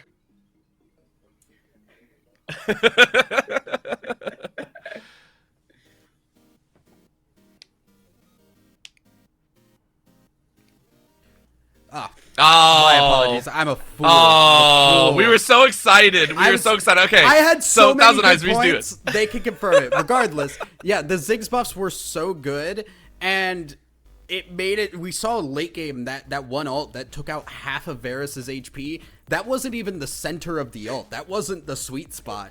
That thing was going to one-shot him if he wasn't careful. The amount of damage and pressure that the siege can have from this Ziggs is just felt immensely. Ollie, what you thinking? Well, I would like to say, first of all, thanks to Absol for the follow. And I was right all along. And I must say, it's been an absolute pleasure watching that game. First off, like the Ziggs we just mentioned, beautiful. Emil, out of this world. But I'd like to give an honorable mention to Gabby on that Jhin. Some of them curtain calls were phenomenal. And it was really a dominant performance, as we see here. It was wild to watch, really, because I think we were expecting it to be a little bit closer as well. And the fact that it came out to this uneven state, I mean, you're taking a look, 14,000 damage from Emil only, and then T-Time, sitting at 11,000 on the J4. Like, these were wild numbers. Muter, as you were mentioning, 13.8. Like, these were all amazing to watch go through. And on the flip, Venom Crest, if we're looking at them, they've had such a struggle over the last few games. I mean, they tried something different. They brought out a little bit more early game with the late game holder on refresh, holding down that Scion, trying their best. But, like, where do they go from here? Because obviously they're now sitting at a 1-3. They need to start finding wins at some point. Yeah, it feels like they're now at the point where the panic button has to start being pressed, because it's been a couple of games now that they've looked really, really weak. I know we came in saying, at least for me, looking at the strength of schedule, Absolved looked alive at a lot of their losses, and they played stronger opponents. Venom Crest now are at the point where they can't find an opportunity even against the opponents that should be within their skill bracket. So what happens now? Venom Crest need a big change as we're heading into the second half of the season. Ollie, would you agree? Absolutely. I think like you said, the panic alarm is, the panic button is being pressed. There is so much worry in this team that I think they just need to very much VOD review all these games that have gone severely wrong and just take a step back and just maybe try some new things in Scrim, because there's something wrong and it needs to be found out before you keep going in the rest of the season and you start to pick up more losses. So it's definitely, they just have to reset and just try some new things, because it's clearly not working. I mean, try as much as you can. Maybe not in the regular season games Yeah. and the scrims, as you called. But, of course, we do got to give a lot of fun times. Let's go ahead and get the closing thoughts here, because we do want a player of the game from this matchup in the Venom Crest side. I mean, so many amazing players to talk about, but there has to be one that stood out in your minds, right? Ollie, we'll start with you on this one. It's so difficult to choose between Gabby and Emil, but the Ziggs was on fire and was causing such a ruckus. So I think we go with Emil. I think Emil. One vote for Emil. That was nice. I'm going with Emil too. I think the Ziggs pressure was immense. There, we said going into that game, yeah, they've got really good siege pressure, and Ziggs is a lot of that. Jim brings a little bit of it, but Ziggs is really what was saying, like, oh, we can't walk up anywhere because we're just constantly getting poked down, and that was played, I think, about as perfect as you could have asked for in that game. Of course, of course. So Emil is going to be our player of the game because, you know, the Ziggs.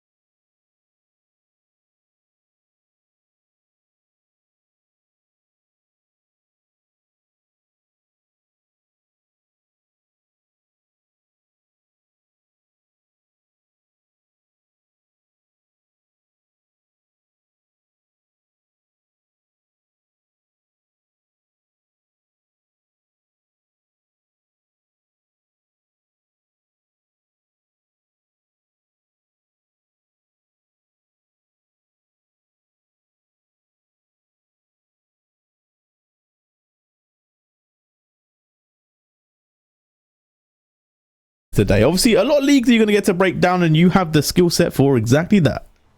Well, I will definitely try my best. Whether I have the skills, we'll still have to see on that one. No, but I'm excited. I'm excited. It's going to be a new experience for me, but I think it's going to be interesting for me to come in from a perspective where I don't know the histories of many of these teams yet. I don't know what were the expectations. I'm just going in, looking at what I can see right now, and then see like, all right, do I think that a team that might be traditionally rated highly or lowly is actually performing better or worse than what other people might be expecting? So I'm interested to see what's going to happen.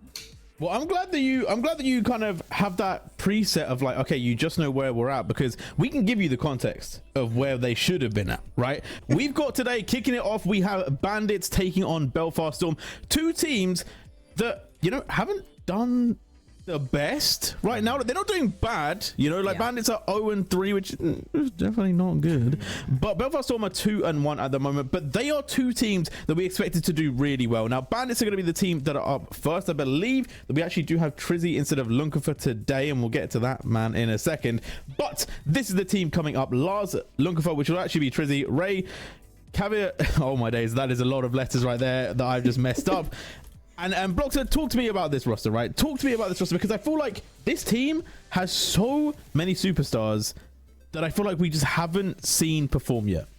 Yeah, absolutely. I mean, the way that this team has been performing so far is just not what you were expecting whatsoever. This is a Bandits roster that, 2 splits ago got themselves into the finals. Last split, they were doing pretty well for themselves, and they've got a ton of names that you just know and love. Can't pronounce. Yeah. And can't pronounce. That is very true as well. But all of a sudden they've been jumping in and just, it's not been hot. It really hasn't. The way that they've been playing their games has felt really disconnected, like they just didn't know what it was that they really needed to be doing for themselves. And I do wonder if maybe now that we've got ourselves a slightly different look in the jungle, right? We've got Trizzy coming in here.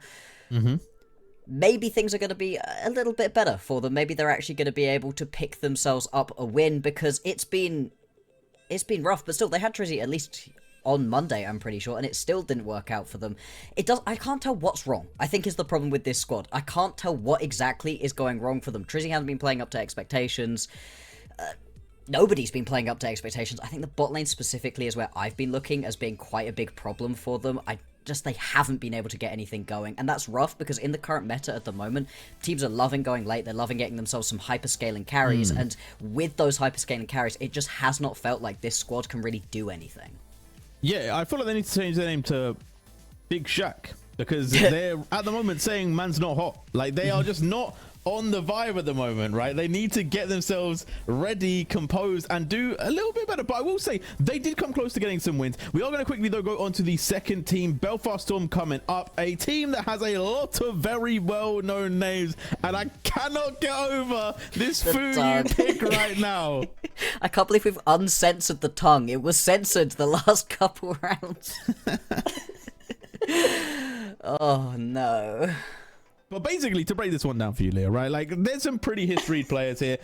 They have high expectations, right, of where we would expect them to be. We would expect them to be contending for the top. The fact they're 2-1 now does kind of match that a little bit. So, all in all, these two teams would have been two teams we were expecting to be in the top 4, right? That's where we're sitting right now. What is your kind of like outward look on some of these teams so far? Let's start with Belfast Storm, since we just brought them up. Yeah, so I've been mostly looking over at the stats of the last games they've played, and yeah, of course, Belfast Storm looks better stat-wise. They have they actually have wins, which happens to impact the stats a lot. Big surprise. So yeah, my first impression of them is definitely already a good start. I'm a little bit biased, I have to say, because actually for both teams, they seem to still be having some spice that they can play up in that top lane. So I'm actually really excited about that. I think for both teams, the top lane is where I really want to be looking. And and I see there's definitely bans going into that top lane as well. Good. Wait. So Wait, do we have Lunkerfer today, or is it Trizzy? Can we get a confirmation on that one? As to, okay, no, it is going to be Trizzy in the jungle. Right, we are in drop. We're in drop way quicker than I thought. I thought we were going to have so much more time to chat to the teams. I was taking it very chill, very vibey. We are going to get the Viego picked up here there for Bandits. We're going to see the Azir picked up as well. A lot of bans going out. Fiora, the most prominent that we would have talked about, which would be particularly for Lars. But what I got to say is that we've seen Bandits play with this situation with Trizzy. They played so many hyper carries and not a lot of ways to get into the fight. Yeah. And I do wonder if they've kind of tweaked that a little bit and now moved around into some of the later stages. So let's go through it, right? Varus going to be picked up next. Bloxer, it seems very standard from Belfast at the moment. Absolutely, and this is kind of what we're expecting out of Belfast Storm. Like you've said, you've had players here for so many splits in a row at this point, and they're all incredibly talented, and just playing the standard seems to be what they want to go towards. The Bandits, they play a much different style. They are very much committed to having that top lane be a split push angle. That's where Lars is most comfortable. Obviously, every single team has decided to take away the Fiora. Raider was actually the first to play the Fiora that we had. Nobody's going to allow Lars to play it, and it didn't look so hot when Belfast played it in their first matchup. I'm not surprised they take it off of the board, but this does now mean that right now Bandits, obviously they're over on the blue side, you don't get the counter pick for Lars in the top lane, so they are just going to wait as long as possible to see if maybe they can get a counter. I doubt that Belfast will give it over, but because the Bandits really want to play themselves this split push style, I think it's very standard out of Belfast Storm, and it's what you need to play, because you just need to punish in the straight up 5v4 team fights that you're now going to have because Lars isn't here. Win those team fights, then you can go deal with Lars in the side lane. I like what they've got for themselves so far. But I feel like Belfast Storm is setting up nicely for that side lane as well with the Nocturne. I've got to say, we're seeing Trizzy get banned out on the Jin Zhao. I actually played against Trizzy. We did that same strat. We banned the Jin Zhao. He banned my Wukong twice. Let it be known, Trizzy's scared of J-Real's Wukong. Let it be known. Don't let that one die. He's scared of a Wukong. Also Trajan's Mel, but he's not on the stream right now. Either way, back into this draft, back into the UKEL. I like where Belfast are going with this, right? Because we do talk about the power of Lars, right? We do talk about the power of split push. They've said, okay, actually, we're ready for that. We have the Nocturne. We can move to the side lane quickly. They might even go for some more globals as well if they wanted it, right? There is still that looming Galio in the top lane every now and again. So maybe we get that. But at the moment, the bans, the Yorick taken away, the Mundo taken away. So again, more split push has been denied from both teams. And I do wonder, Leo, what is that kind of setting up for in the top lane that you think is left? Yeah, I think it's difficult. Olaf is still open, so that's something we can look forward to. But of course, he's not necessarily the menace in the split push that other champions would be. So I think that would be more matchup dependent. But realistically, I don't see Raider as being the type of guy to just lock something like an Ornn here either to be countered by the Olaf. So maybe I'm looking towards something like a Camille. I know both players have played it in solo queue themselves, so that could be something that's interesting to look at. But yeah, in general, I think the top lane is, for me personally, going to be the main focus of this game, because whatever top laner comes out of the lane ahead is going to be able to dictate the tempo of what team is going to have to move from where. They pick the Nocturne so they can, on one hand, engage in the team fights, but on the other hand, also dash onto the side lane and pick someone off. And if Bandits are behind and the Nocturne is ahead, well, you simply cannot be split pushing anymore. So I think it's actually really difficult, and they have to be very careful because, of course, Belfast has that last pick. So I think it's difficult what they want to do here. Also, they've got a lot of split potential themselves, right? They've already got the LeBlanc, so that could be a 1-3-1 setup if they wanted it, right? I don't know if I love their cohesion at the moment. The Gwen, again, really good for the split push. I don't know how much I like it for the actual cohesion of the team. Right? It does feel like this Sivir is going to be a little bit isolated with the Rel, and I don't know how they're pulling off a team fight, but you know, maybe they can get far enough ahead that it works. The Nasus, I don't know if that's just a hover. We'll let that one ride for a little bit. The Gwen, though, obviously has been nerfed a lot in jungle. I don't know if it impacted its top lane as much, but it's a lot of AP coming through from the Bandits is a big thing that I'm thinking about. And right now, Belfast Storm, they've got their time. They're going to lock in the Kayle Bloxer. Okay, I was going to say, picking yourself the Nasus right here, you just immediately lose and it's miserable overall. The Kayle, still interesting, right? That is conceding your early lane. That early lane is devastating for the Kayle. You basically can't step to the minion away for a while, and doing that into Lars I think is going to be a little bit risky, but Raider, he's got a lot of experience, he's going to at least know that going in. But the rest of the team composition does have a much smoother progression through the rest of the game, like you've been highlighting, right? The Nocturne can get into those side lanes very easily. A lot's going to be on that early paranoia and what you can do with it. Can you get yourself some big ultis off? Then you're going to be in a decent spot. But late into the game, once you do have that Kayle getting online, level 16 coming through. This composition out of Belfast Storm is almost unbeatable, and I think you're so right to highlight the fact that you've got a Sivir right here with no body blocking whatsoever, and it's something we talked about, right? The bandits haven't necessarily been great at actually dealing with having these hyperscalers in the bot lane. They haven't been putting the pieces around it, and you know they're not going to, because Lars doesn't want to play a tank. He's never going to. That's not the kind of guy that he is. And so not even having somebody a bit tankier or with a bit of extra help in the mid lane, you know, maybe a Galio, maybe an Orianna, just going straight towards the LeBlanc, it's high variance. If it works, like, you're going to just take over the game early. If it doesn't work, I could see this one being quite quick for Belfast Storm. Yeah, also, we talked about late game. We want late game, we got late game, right? We have everyone setting up if this goes a little bit later. I want to quickly ask you, though, Leo, what is this top lane matchup like? Because I've heard rumors, and maybe I was just kind of like finding some very dark pockets of the internet, that KO level 1 is kind of insane, so actually potentially could cause a bit of a madness in this laning from the get-go. Yeah, Kale level 1 is actually completely underrated. It's completely broken. And I actually think it has been one of the strongest level 1s for quite a while, because she can always, I mean, way back, she had things like Klepto, where she just didn't care. She was farming money. Nowadays, we see things like Lethal Tempo coming along, where she is still just out trading people. And in this whole top lane matchup, yeah, I think Kale wins level 1. After that, it's going to be, of course, more Gwen favored. But realistically, I think this is going to be a skill check for the Kale. If Kale is able to keep her distance and farm up, I think it is kind of unwinnable for the bandits, because to me, this Kale last pick says, I think the rest of the map is just so much better that if I pick Kale, I know I will get to level 16, and I know you will not be able to do anything about it. Okay. It could also come to the item difference in level 1, you know? Last time we saw Lars on the Gwen didn't buy items at the start of the game. So, you know, like, definitely could be a problem again, you know, because this time you're not going to get that free early game. So it's going to be an interesting one. But Blocks Up, we've seen the comps. We know the teams. Who do you think's winning this game?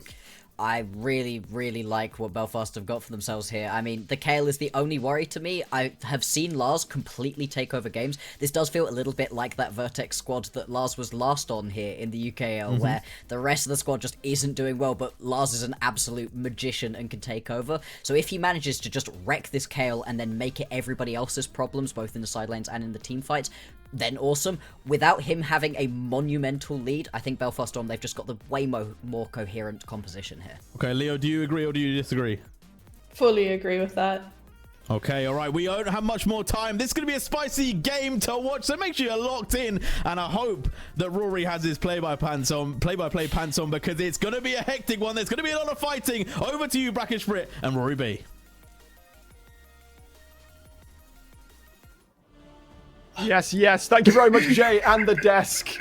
And, well... I'm a color caster, Jay. Yes, Unless I've been momentarily role swapped. I think Jay is predicting more action than a single play-by-play might be able to handle. Yeah, that's bang on, yeah. I mean, we're looking towards the top lane, right? These are two top laners that were touted to trounce coming into this split.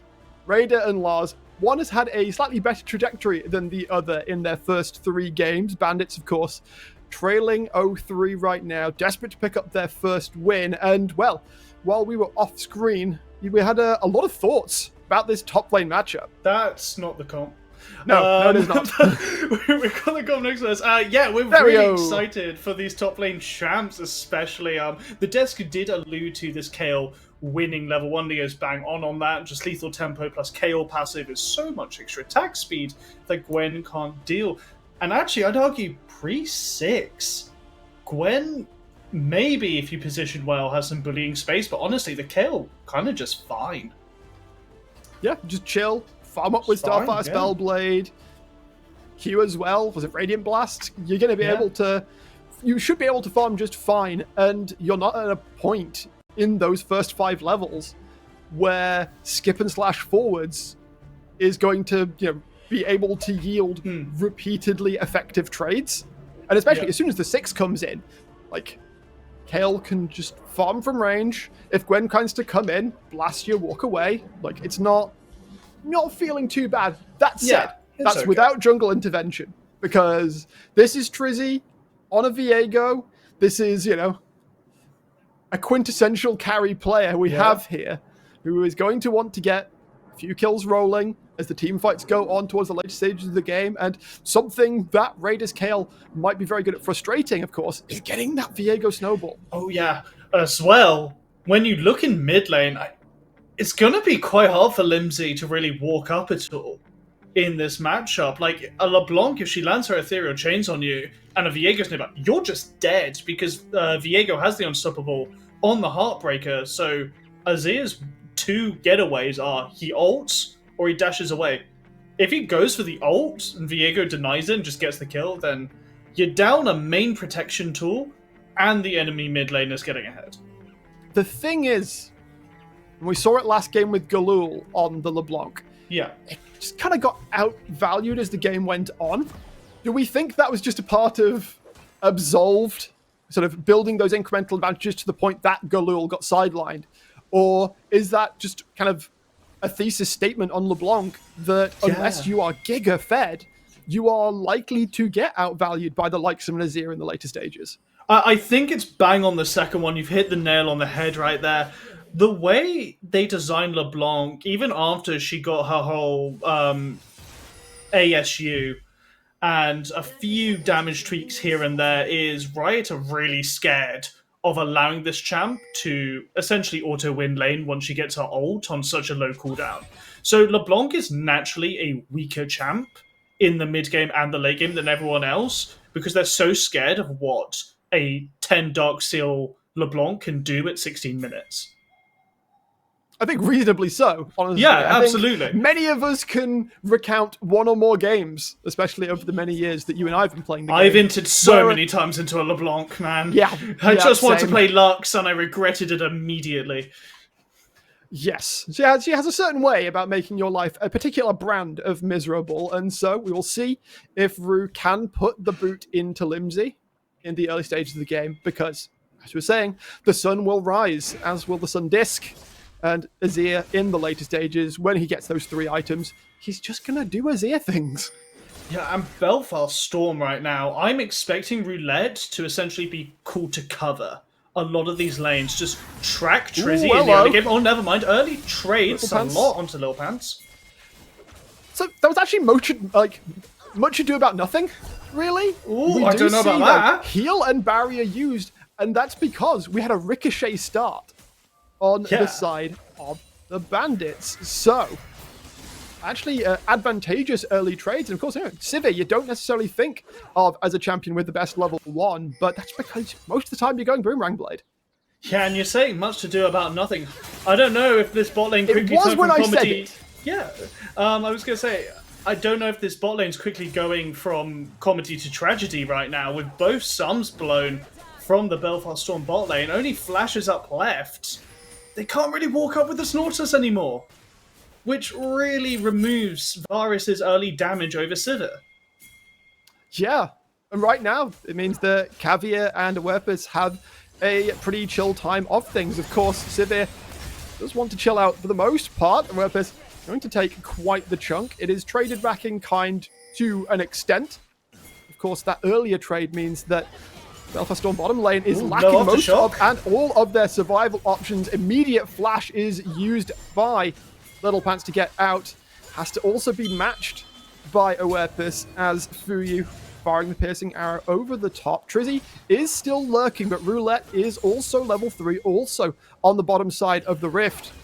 And might end up just out camping. But look, Trizzy right now, we see the ward gets put down. Yeah. Blue buff has been stopped. Yeah, so Awerpus has been called over by Trizzy and saying, we know Nocturne started red, so we're just going to go for it here. Now, Little Pants, really low HP, has been called over, and we're having a bit of a scrap Here at 3 comes minutes. Rue. It's a skirmish for the blue buff. Very early in the game, the stuns and the CC come through. The flash out from Limsey means that they're not going to fall. They're trying to engage through this, though. First blood is picked up by Rue. Rue is able to trade it back through. Now Awerpus needs to try and get away from this Nocturne. I don't think that is going to happen. Caviar Vamper is sort of leaving them to their fate as the TP comes through. Limsey just closing the door as the Rel gets taken down. Roulette, now the beneficiary of 2 kills goes back to his blue buff. That's pretty nice for a Nocturne that's running Ultimate Hunter, huh? Yeah, no kidding. Yeah, 2 kills towards the Nocturne is going to accelerate him so much, because now with that item lead, you can just invade a Viego. Like, there's no way a Viego can be able to contest a Nocturne, because Nocturne can deny the stun immediately, which is, like, so much of Viego's damage in his passive as well. Yeah, Shroud Darkness makes it so difficult for Trizzy to find advantages in that situation. Of course, he's going to get double scuttled as well, as he was only coming out of base by the time Roulette took the bot scuttle down. So he's trying to get early kills onto this Viego has not worked out for the Bandits as of yet. Of course, they do still have scaling options with the Sivir, with the Gwen for the later stages. Speaking of, though, Roulette already looking to influence the top lane. Lars is not just going to be allowed an honorable 1v1. Raider taking some damage. Lars trying to get away, but there's no flash to speak of. Ghost has been burned, trying to run this one through. Roulette actually taking a chunk for his trouble. Lars tries to stick around. The feat of warfare is secured as Raider able to run that one through. Flashes away from the retribution of the turret. It is holy justice in the top lane. So, we didn't see this because we're so focused on the jungle fight down bot side, but Lars had already blown TPing Ghost before that trade had taken place. Tried to chunk out Raider really hard. Was unsuccessful. Another fight break down bot lane.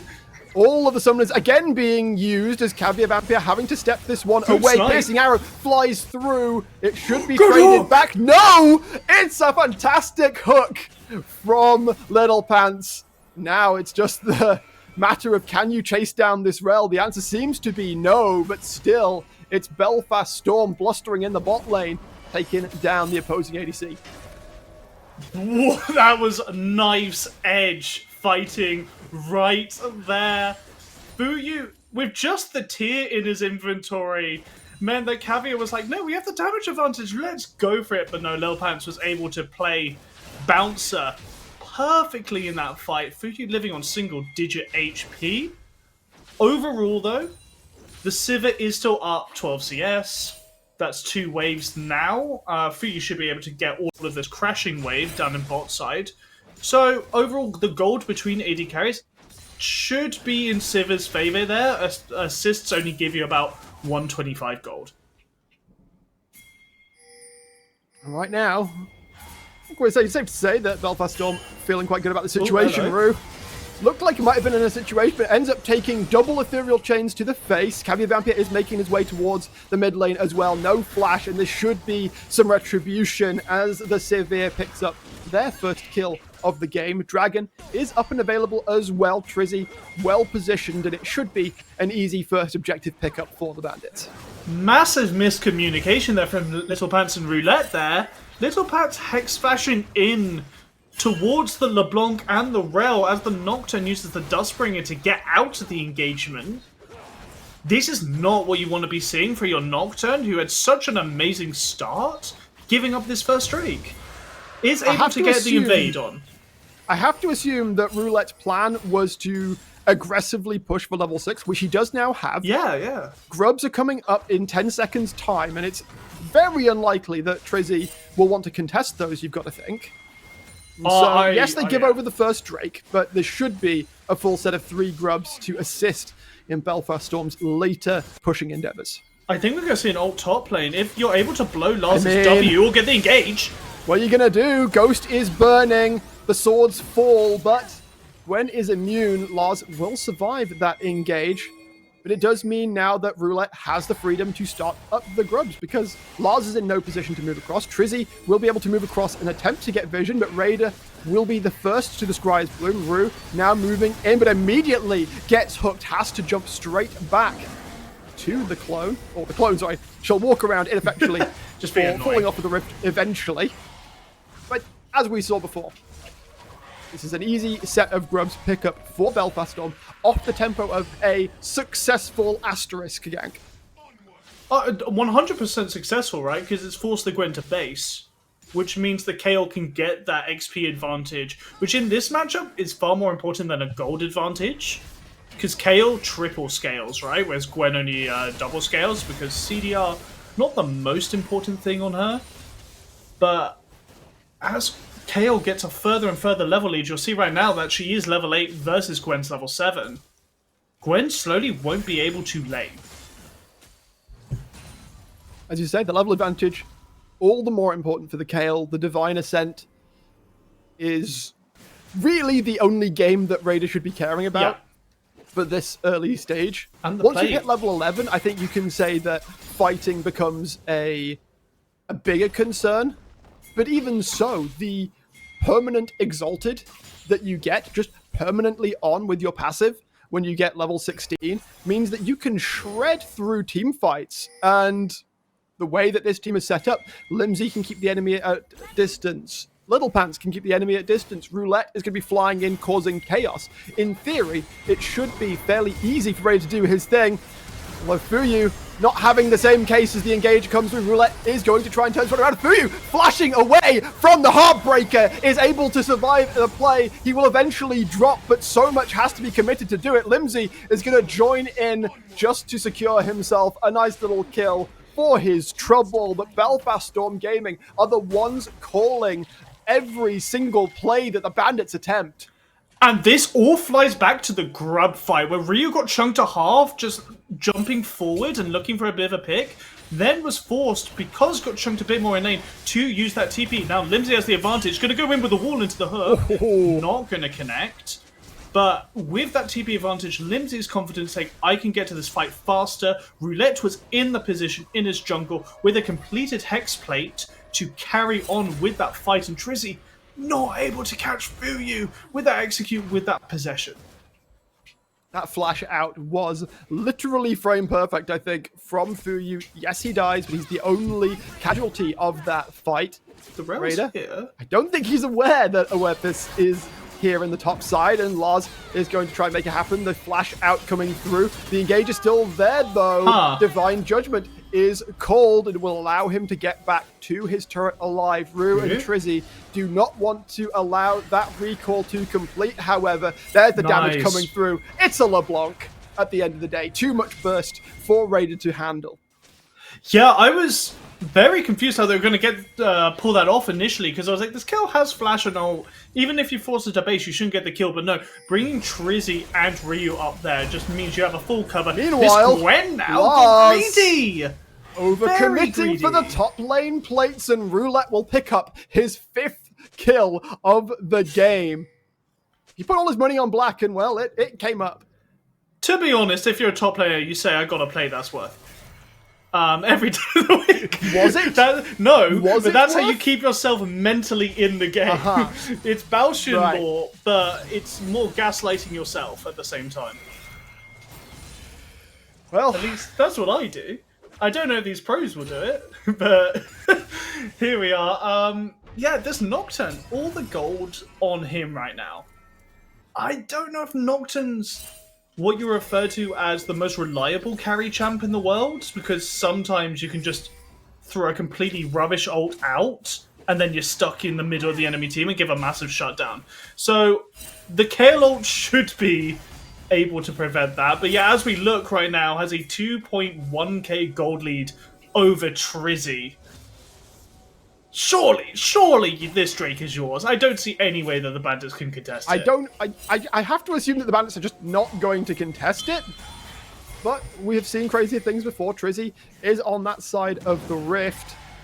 Awerthis and Caviar Vampire are around. It looks like Trizzy might attempt a steal, but he's got no out if he goes for it. Drew now moving across. The dragon has already been claimed. The engage comes right through onto the Sivir. Drew is trying to make space, and in fact, the Rel survives, but with Roulette on top of Caviar, you're not going to get away. Dominating now is the Nocturne. And I know that you can't see a gold sucked. lead, or you can't see the current situation. Rue gets caught. Limsey has to flash away, though, as the chase is attempted. Roulette is so damn strong, though. Has to flash, though. The numbers disadvantage not working out for him. Little Pants is going to follow. Fuyu's coming. The escape. Rue so low that he probably is not willing to chase, and therefore the rest of the Bandits step it away. Extended is the play, but the Drake goes across to Belfast Storm. I'm just very confused why Bandits thought they could fight that. Yeah. Like, your Rel doesn't have Flash, is trapped with the Hex Flash, has now swapped to Smite, so maybe the vision was there, but this Nocturne Varus is able to just shred this dragon so quickly at this point in the game that you're way too late to the fight.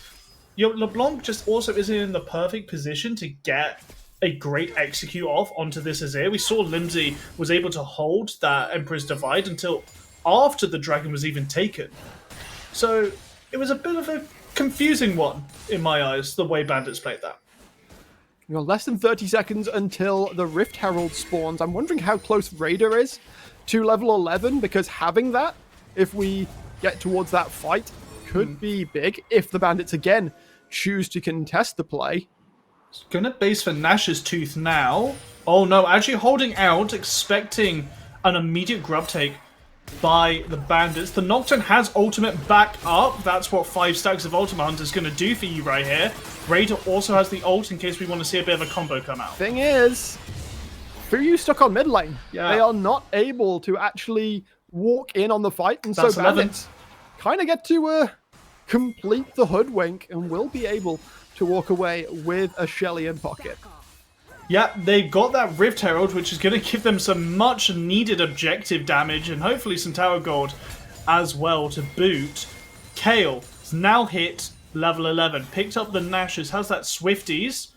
Lars able to match the gold as well, got the Nashes for himself too. But this is where the matchup slowly falls to one side. Yeah, I mean, at this point, Raider can clear out waves pretty freely. Level 11, of course, gives the AoE on the Moonfire Spellblade. The jump catch. Limsey! Okay, right over the wall. Great Will scoop ult. them straight up. Roulette was looking for the angle, is immediately able to follow up onto Trizzy, trying to chase Cabia Fampia, but he's going to be able to get between those turrets. They have yet to take the mid tier 1, so not quite able to dive that deep. Roulette has 2 items before Fuyu has 1! Well, yeah. That's how strong this Nocturne is right now. Going for the Stride Breaker makes so much sense when you're into squishy but very fast moving and slippery champions on the side of Bandits. You can say Sibit. You can LeBlanc say as well, but no, also the Gwen, because we've seen the Nocturne ganking topper quite often. I think unless Lars is very quick on the W, obviously when Gwen W's, Nocturne can't target you with his ult, and I think it lasts for the entire duration of the selection of the Nocturne ult. Have you ever wanted to unless jump you're on in the that Gwen, though? situation. If she's isolated in a side lane, absolutely, and I think we're about to see that soon. No, actually, Lars is going to base now after pushing the wave. But yeah, we saw pings down onto the Gwen there, so absolutely, if Rudak can get another kill, he's going to take it. Let's be very clear here. If he's locked in on his target, though, I'm right in assuming if he double taps R onto the Gwen, it doesn't matter if he's already in flight. There is a slight animation for Nocturne, I think, when he uses the Paranoia. When he turns off the lights, I think there's a slight, like, 0.5 second knockout. But, yeah, you'd have to be incredibly fast. Well, closing in incredibly fast, Rory, is the next dragon. We are on the Cloud Rift this game.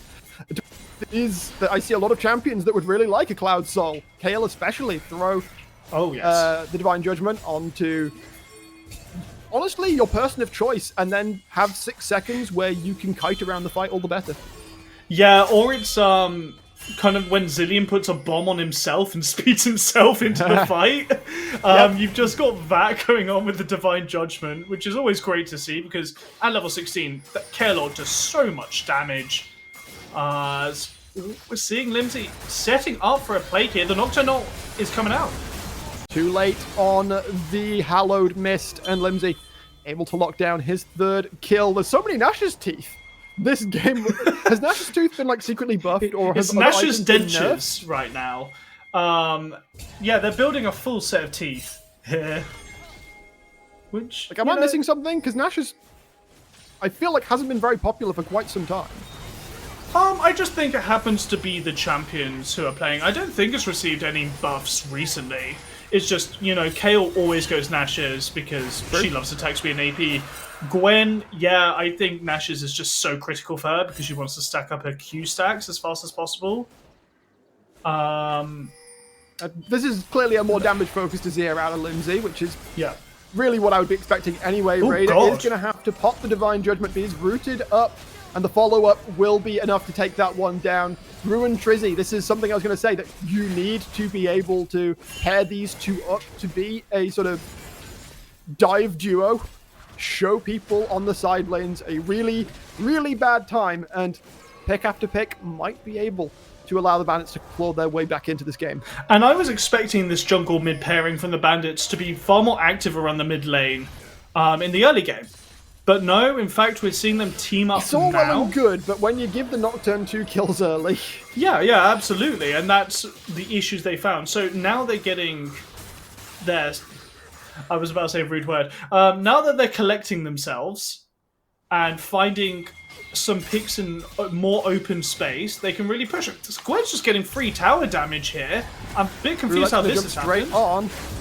It's got so much damage that I imagine Lars is going to fall here. Rift Herald is summoned towards the bottom side of the rift, but knowing that Roulette is top side means that the Bandits can at least trade this out for the Atakan. You should be able to take tower. Actually, the tier 1's already dead in bot lane, so Shelly is more just going to get caught up on the minion wave. Oh, Limsey's summoning a tower. Is that just to chunk the Rift Herald? Because if so, that's great Quite decision possibly. making. TP's coming in, and it seems that the Bandits are not going to be allowed to finish this one for free. In fact, they may have just leashed it for Belfast Storm. Trizzy not back in. In fact, he gets hooked and immediately murdered. The stolen Atakan. But Belfast Storm, Trizzy will fall to Fuyu. Yes, Shelly will be able to get a charge off, but it's on a Sundisk tower, not a real structure per se. So Belfast Storm, they continue their parade of dominance across the Rift. You might not think the game is going as one-sidedly by merely looking at the gold. 3.5k at 21 minutes. It's not the biggest gold lead I've ever seen. Then you look at the kills. Then you look at the objectives. Yeah. Then you look at the champions. And then you look at a Nocturne flying in on your screen. I mean, the Sivir, never mind. Fuyu knocks another arrow, takes another life. I say that. It's his second kill of the game. Yeah. Well, it's another life. You're not wrong there. Piercing arrow really putting that Sivir to sleep on that case, or in fact exploding her with the Atakan changes. I feel is always quite violent. I feel like we haven't talked about that enough, but I feel like exploding your allies so that they do true damage to you is a bit rude of Atakan.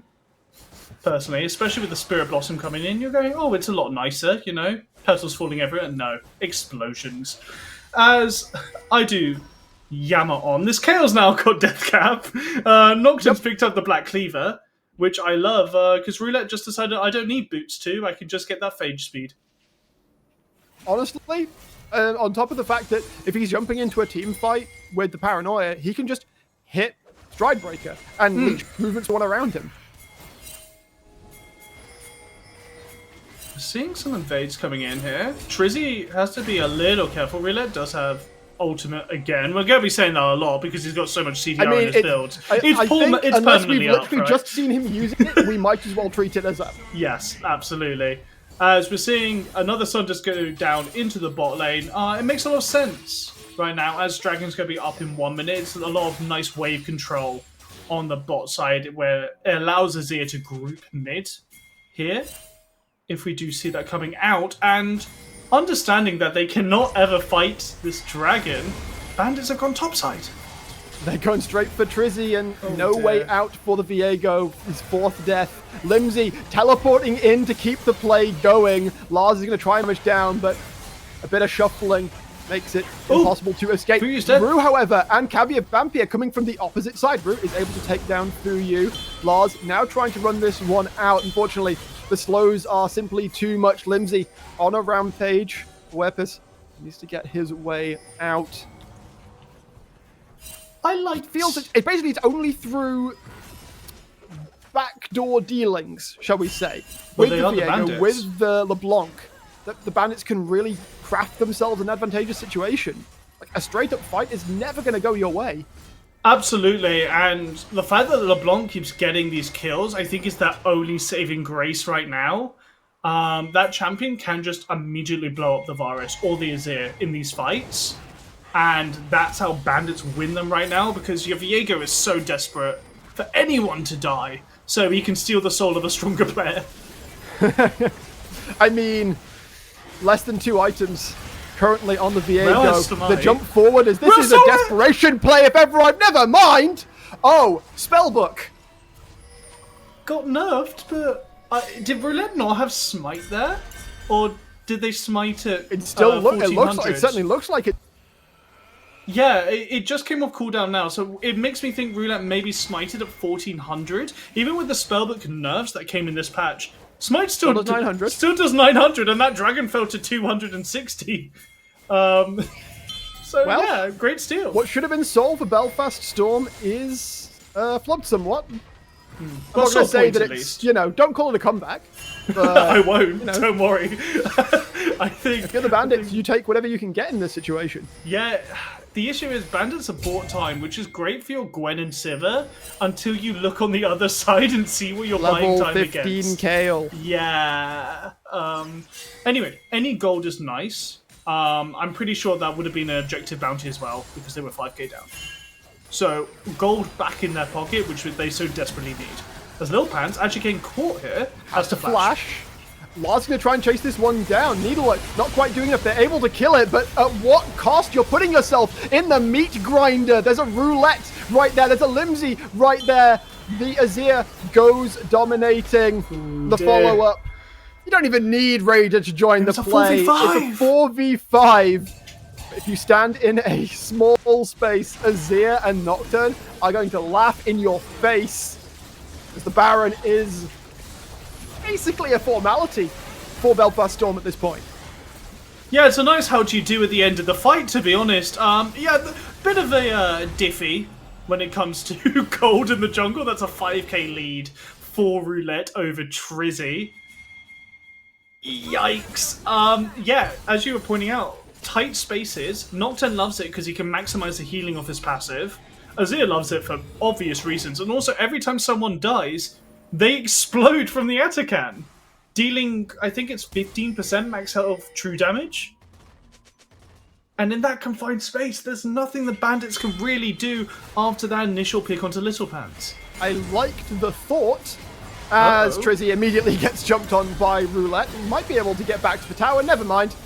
The arrow's flying across the top. Limsey right there also. Caviar Vampire is not going to be able to get out either. Is this just end? Is left all alone. 30-second death timers. The base is almost certainly going to be broken open. It is simply the solo laners who have anything to say about this. Lars still in top lane right now, having to recall. Need to clear the wave as best they can. It's Baron empowered. Rue does not have AoE damage. Raider is jumping all the way forwards. Rue drops down. Lars will fall in short order. And as you say, Rory, Belfast Storm are just about done with this game. Bandits still looking for their first win of the split. Ooh. And yeah, I think Analyst Desk had this spot on. Right, Belfast Storm just had the better draft. Frankly, the early fights could have gone either way, but the Nocturne did happen to get ahead, and it was such a defining linchpin of this match. Yeah, I mean, Roulette pretty much ran the entire show from that bot lane, the bot side jungle fight happened in the early minutes. Trizzy, I mean, we look at the late stage of the game, I think he barely completed 2 items. You look across the other side, was it 5k gold difference in the jungle? Yeah, that's before that final pick onto the Viego. That was just the death knell. And yeah, I'd say Bandits were thoroughly paranoid that match. I'd be thoroughly paranoid, I think, if I was on the same rift as Roulette. Belfast Storm, they continue a very solid run. Obviously, they did stumble on day 1. But they've picked themselves up very well. This roster that they've clearly put a lot of effort into putting together is now starting to bear fruit. And we can really see that there are, there's a twinkle in pretty much every role for this team. Today, it was Roulette's game to shine, but Yeah. it's safe to say that they've got plenty of other stars in waiting. We're going to throw it back to the analyst desk for them to, gloat for a couple of minutes before we send it to a break. Belfast Storm might be becoming Belfast Tempest out here. By the way, that's a reference to an old winner of the UKL there for you, Leo. But they're looking good, right? They are looking really, really good in this game. I feel like, okay, there's a lot we can break down. There's a lot we can say that's maybe on the negative side, right? How I feel like the solo queue composition didn't work. But what I do want to focus on is Belfast Storm playing their composition correctly, right? I think that the Nocturne stuff from early on with the paranoia, it's what we set up, the fact that they can be everywhere all the time, and they utilized that. They played those fights with that timing every single time, Leo. Yeah, definitely. I think it all started already from the early game. So we saw in the top lane that we were talking about so much before that the Nocturne ganks the Gwen. And they played it so well where the Nocturne got so low, I think like one empowered Q away from death, but keeps like teetering and teasing this Gwen. So Gwen takes the bait, goes in knowing that Kayle was also quite low, and wants to go in, wants to get that double kill. But because she does go in, she ends up dying, and that puts her so far behind. And yeah, we talked about it a little bit before. If Gwen gets behind, you just don't have that power anymore to do anything. And the same thing just happened again and again. We saw it in the bot lane where they wanted to go in. We saw the bandits what looked like a good start to a fight, but then you just had the TP coming in, the Nocturne ult coming in, another TP coming in, and suddenly there's the entire Belfast team there. And I think, yeah, exactly as you said, that was so pivotal, especially the Nocturne just being everywhere on the map, punishing every time that Lars was trying to split push, punishing every time they wanted to overextend on a side lane. I think that was really well played. And Blogger, we talked about late game scaling for the teams and how both are going to be dangerous in the late game. We didn't even get close to the late game for Belfast, for Bandits. Sorry, Belfast Storm just kind of ended the game well into the mid game, and I feel like exactly. Blocks like it's all well and good having the Gwen, having the Viego, having the Sivir that can become so dangerous when they get to like 3 items, but they barely got past 2.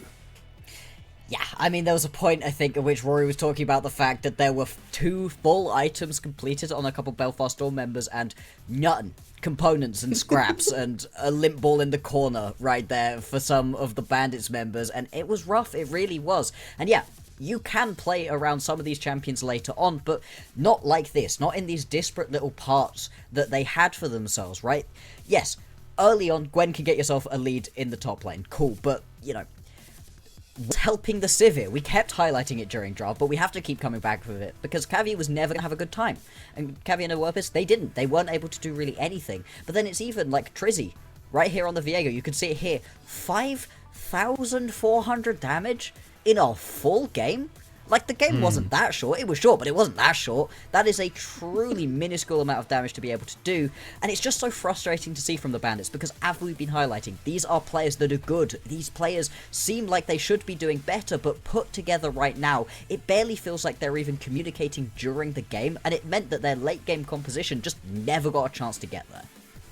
Yeah, I think there's not, if I'm honest, are there any final points from you guys? I feel like there's not so much more to break down. What I want to say, though, is the Bandits, right, they're still not able to steal away a win. Belfast Storm are just making it rain in these W's at the moment, and they are becoming the team that we definitely thought they would be at the start of this prediction. So at this moment in time, I feel like Belfast Storm, they need to keep doing what they're doing. Bandits, I want to see a big switch up over this weekend, right? I want to see them come into week 3 a lot different, because there's still room to make a play for playoffs, make a play to carry on in the tournament later on, but not if they keep like this. But we're going to go to a break. When we come back, we'll have game 4 on the line for you.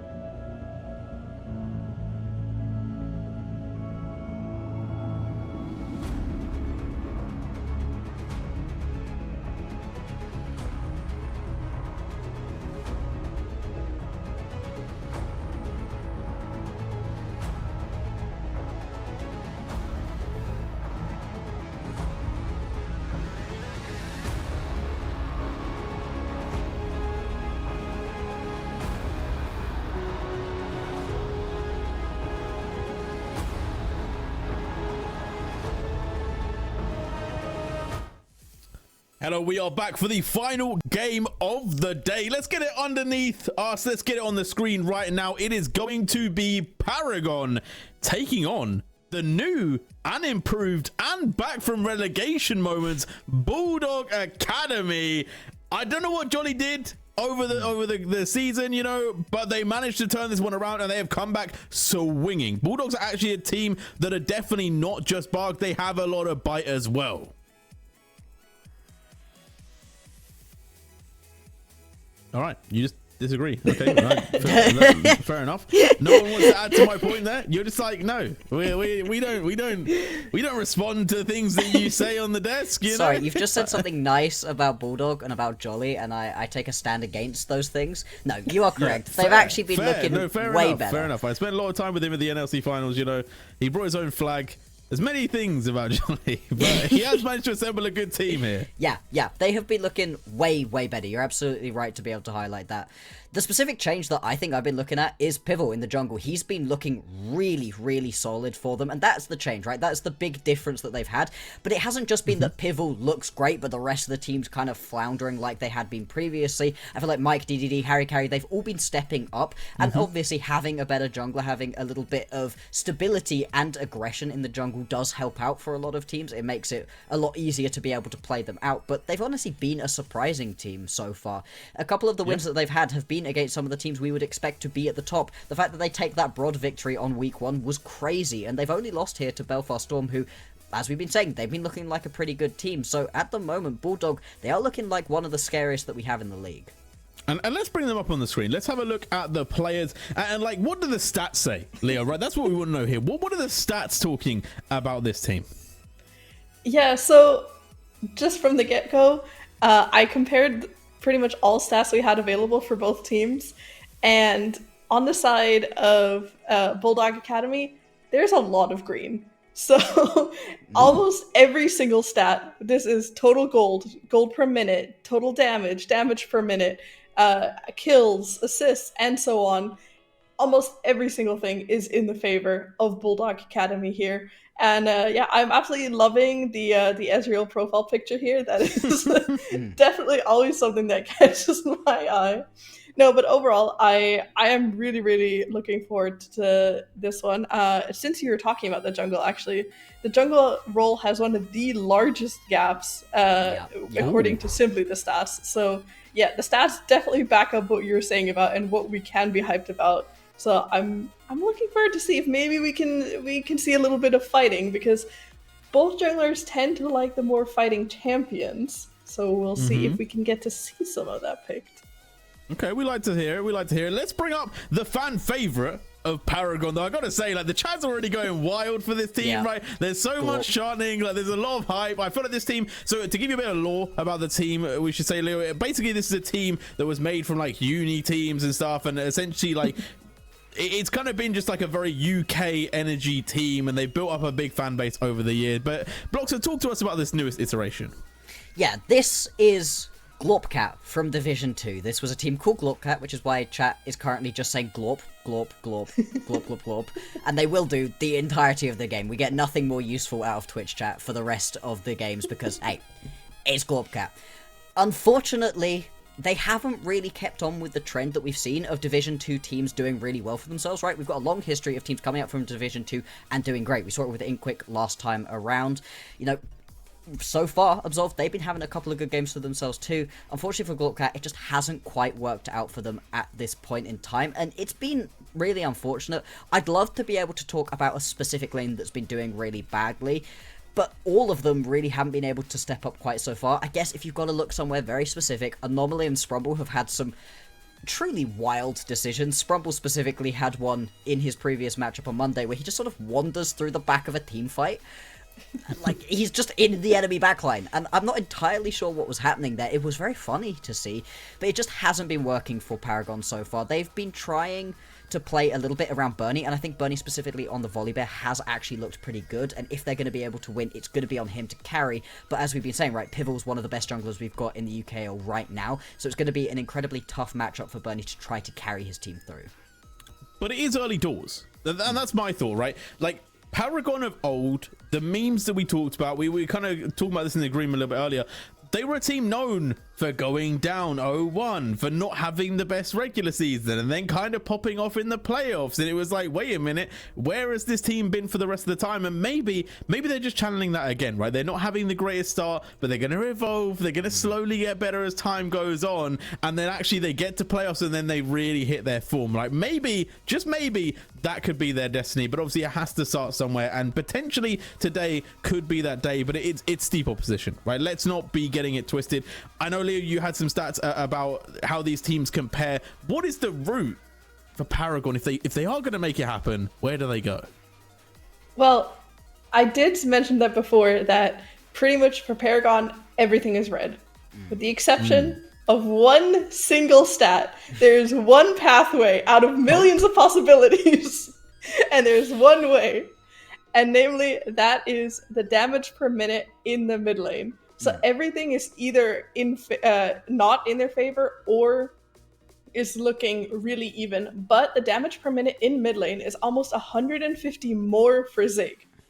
So I think if you want to have an idea of something that can be a surprise, something to look forward to, something to play around, I think the mid lane might be a little bit of the way forward for that. I feel like Leo just became Doctor Strange in our Avengers moment. Like there's one way, guys. Don't worry. Well, I've seen it. I've seen the future. If we do this one thing, we can win. And I don't know, maybe chat will love that. Maybe they'll be like, actually, you know what? She said one way, therefore there's win chance. And that's the hopium that they need right now. But we're getting into the pick and bans, right? We're going through it. Heimerdinger and Ezreal taken off the board. Like, you know what? There's some pretty abstract bans. I won't lie. Heimerdinger being banned is wild right now. Like, as in, I get it. Some people are good at the champ, but damn. Yasuo, they're going to be off the board, but the Rune King obviously has been buffed, and Rakan also taken out of the mixer. And Bloxer, you said about Paragon's volley bear. Yeah. Will they ban it away?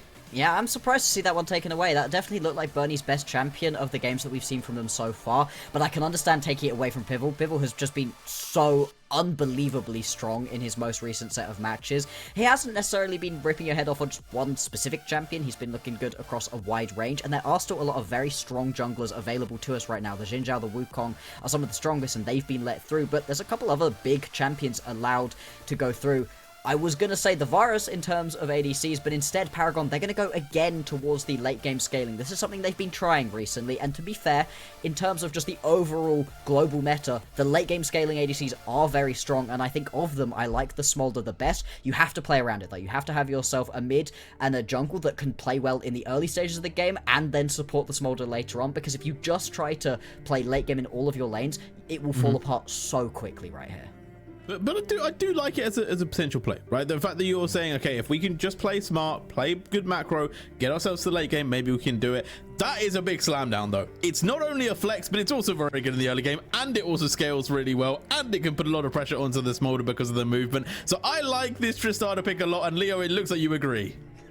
Yeah, exactly. I was just thinking about that as well, where Tristana feels like she has a similar late game power, except for the fact that she can also blow you up in the early game. So is she just a better Smolder at this point? Who knows? But paired with a Nico, I'm actually really, really happy to see this. I love Nico. I think there's so many pop-off moments that you can have with her, no pun intended.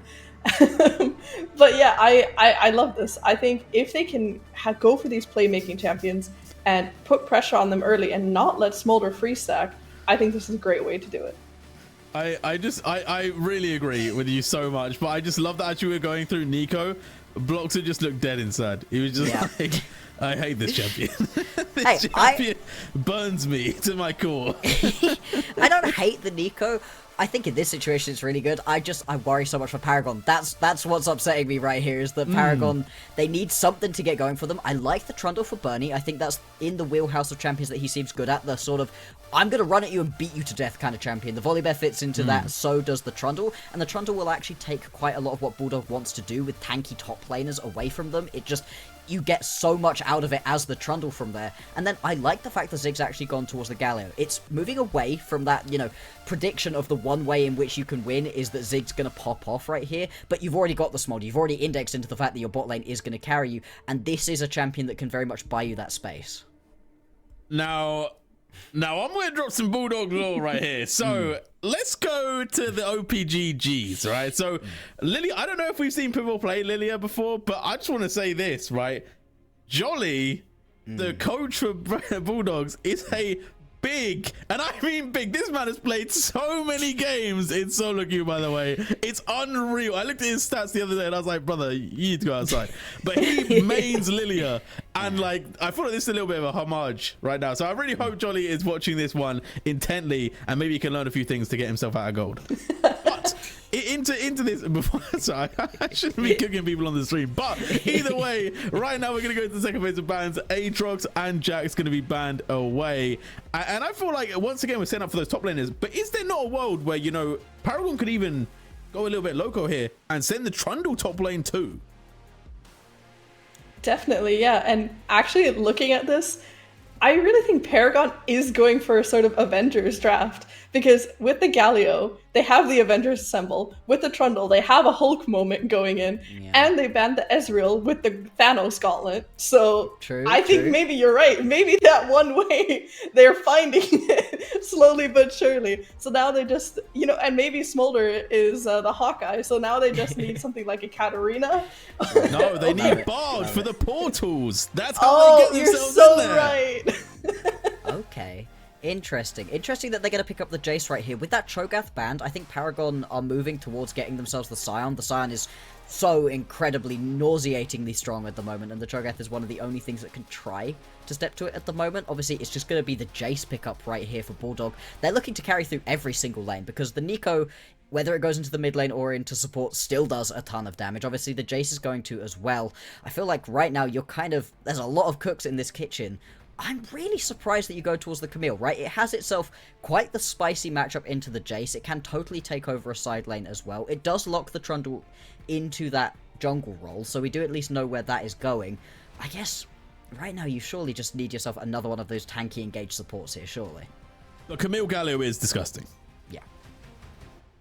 You don't get to move. And then the Smolder just murders you. But we are waiting a long time for that to work, is again my worry for Paragon. We are getting quite late into the game. Yep, I think that the Nautilus makes a lot of sense right here. It works very well into the Smolder.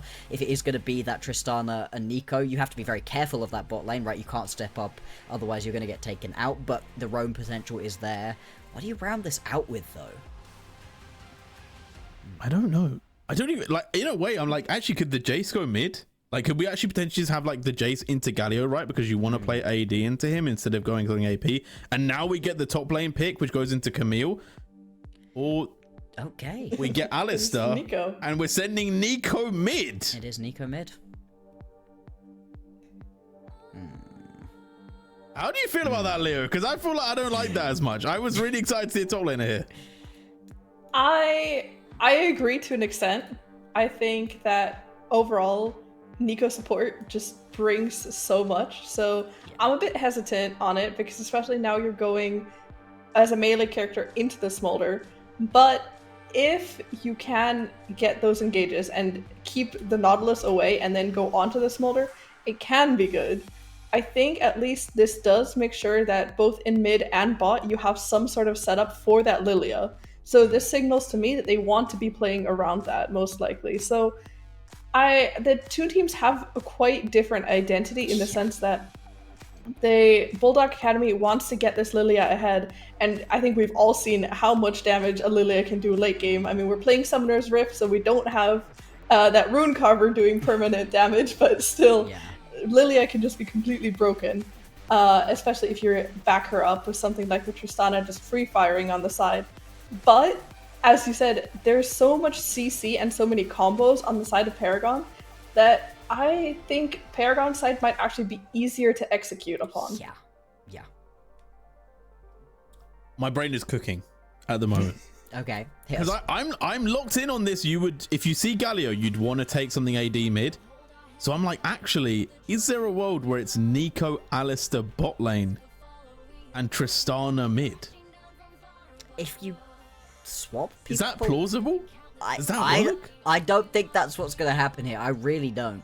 I think that this is just Bulldog picking themselves up a bunch of champions that they really like.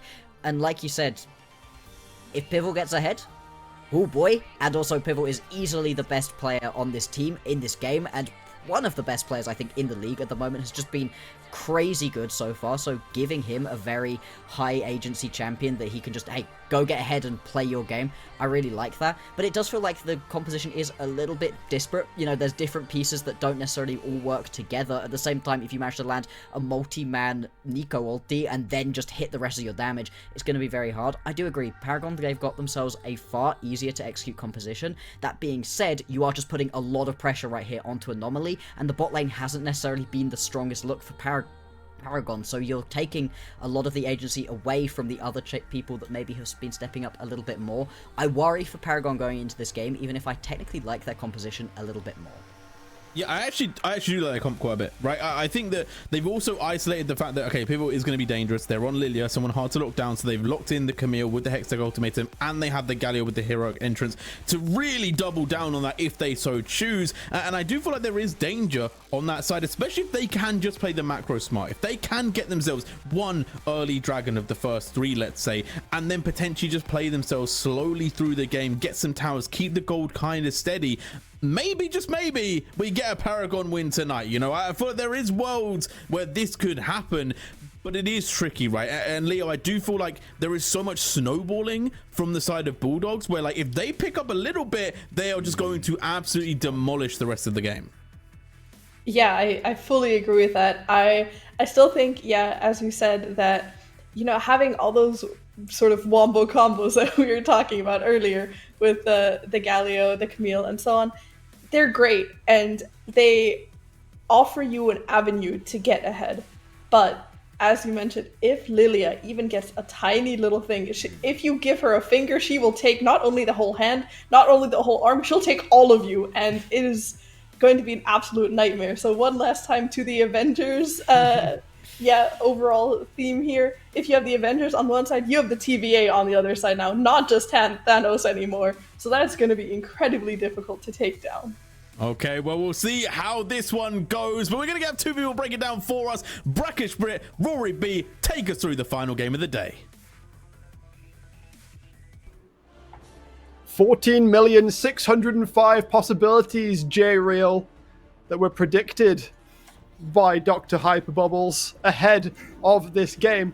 I'd like to point also that they mentioned Zig has good DPM as the sort of defining stat. Yeah. And then put him on Galio. Yeah, I mean, look, Galio could smack you around in the early game especially, but we're not topping any damage charts with that pick. And the more I look at Bulldog Academy's team, and I'm like, the desk was saying Paragon have this great wombo combo, like their team fight's pretty straightforward. You essentially run at someone or the Camille gets a flank and the Galio comes in, right? It's as simple as that. They've got the ease of execution. Yeah. Right? But, like... How... No, just hear me out. How does Camille ever get onto a Tristana when Jace is generally standing next to the Trist, because most fights you start in range form, so you're there. Trist has Buster Shot, and Camille cannot cancel her E-dash with her R, I'm pretty sure. You have to finish the dash before you can do that animation, so Tristana can Buster Shot your way. And then you've got Alistair playing Sweeper. Like, you can buy so much time for this ADC to free here, and if the Camille's not getting backline access, Paragon aren't getting backline access. No. As you say, like, what's going to happen? Are we gonna see Bernie just full sprinting? Takes Ghost Dead Man's first item, pops W, runs in. I mean, I've seen Sprumple do a similar thing on Monday, but you know, we're not going to talk about that game. Paragon gone for a much more forgiving draft this time around than what we've seen in previous games. The thing is, as Rob and I specifically were discussing on the last recap show on Saturday, is that Paragon, at least in week 1, were doing a pick, smolder, and pray for 35 minutes sort of game plan. This doesn't seem like that, actually. Yeah. Like, this is a composition that can do some things in the early game. Like, if Bernie can get ahead on the Trundle, it's going to be tough for Pivotal to get to a domineering position. Look, like, if Mudder gets ahead on this Camille early, there's no side lane answer, because Jace falls behind, he immediately loses the 1v1, because he just doesn't have the damage, and Nico gets munched by Camille on the side lane. So we're going to have to see how that all plays out, but to get to the mid game, we've got to go through the early game as the teams spawn onto the Rift. Immediately what I'm spotting is this Galio's got Spellbook. Okay, Zig. So, sacking lane somewhat, which I think is fine. Like, you're not exactly picking this to, smack Mike around in the early stages of the game. The question is, like, how much do you expect to happen in this early game? Like, is there much invade potential? It's invade potential. I'm thinking you got the Nautilus, so possibly you're looking for something here. As we're seeing them actually all group as 5 here. Pivel isn't in a bush right now, so Sprumple may just monkey see, monkey throw a hook. Now go for it. They're now spotted. Pivel immediately walks it out. They did get some vision on it at least. Harakari, of course, formerly jungler, now moved into the top lane. This is somebody that we haven't talked about at all, actually, in the on the analyst desk. Yeah. His move to top lane has been pretty successful. He has been going pretty even in the lanes that he has been having, and he's yet to have a carry performance, but that's not necessarily his role in top lane with this team. Absolutely not. No, he knows how to play enablers coming from the jungle, which is like really good for him. We're seeing a bit of a standoff here, mostly because Mike, or Faulty, as his summoner name is, we're going to call him Mike because that's what he prefers, did switch to the Lilia and just was like, I'm going to steal your Raptors. You've got to 4-man me here, otherwise I'm nicking them from you. But will be spotted if he decides to take that red buff. Paragon were able to drop a ward down onto that on the 5-man invade. And as everyone's returning to lanes, honestly, I think Pivel could just go for an immediate blue side invade. We're seeing right now isn't spot on the ward because it's gone for the Krugs up on the top side. Pretty common clear to maximize your red buff usage. If you do it as your third camp instead of your first or second. But yeah, I think Lilia can just, as long as you perfectly stay in range of your Q and don't let Trundle get onto you with his bite, you can just fly around that champion and you can't really do much about it. For now, it seems like Pivel is just trying to complete a standard first clear.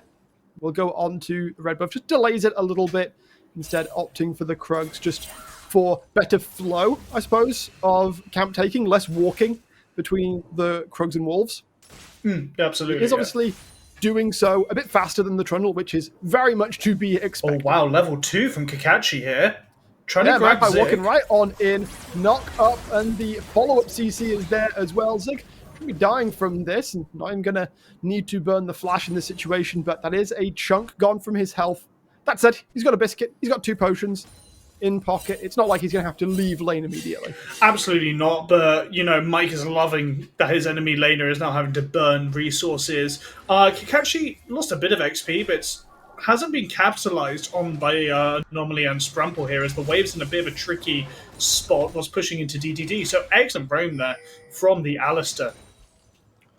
The thing is, the wave is now pushing in. Pivel has just about completed his first clear, I think, just taking his blue buff right now. I don't think he's going to have the time to get back in. In fact, it's spotted out, I think, on the blue buff, if I'm spotting out a little blue ward there. Yeah, that's not an arrow on the minimap. No, there is a ward there. I think maybe Sprumple was able to get an invade of just to drop a ward when Kakashi was moving. But now, Zig is getting visited again. Tangle Barbs do go wide. Pivel. It needs to be...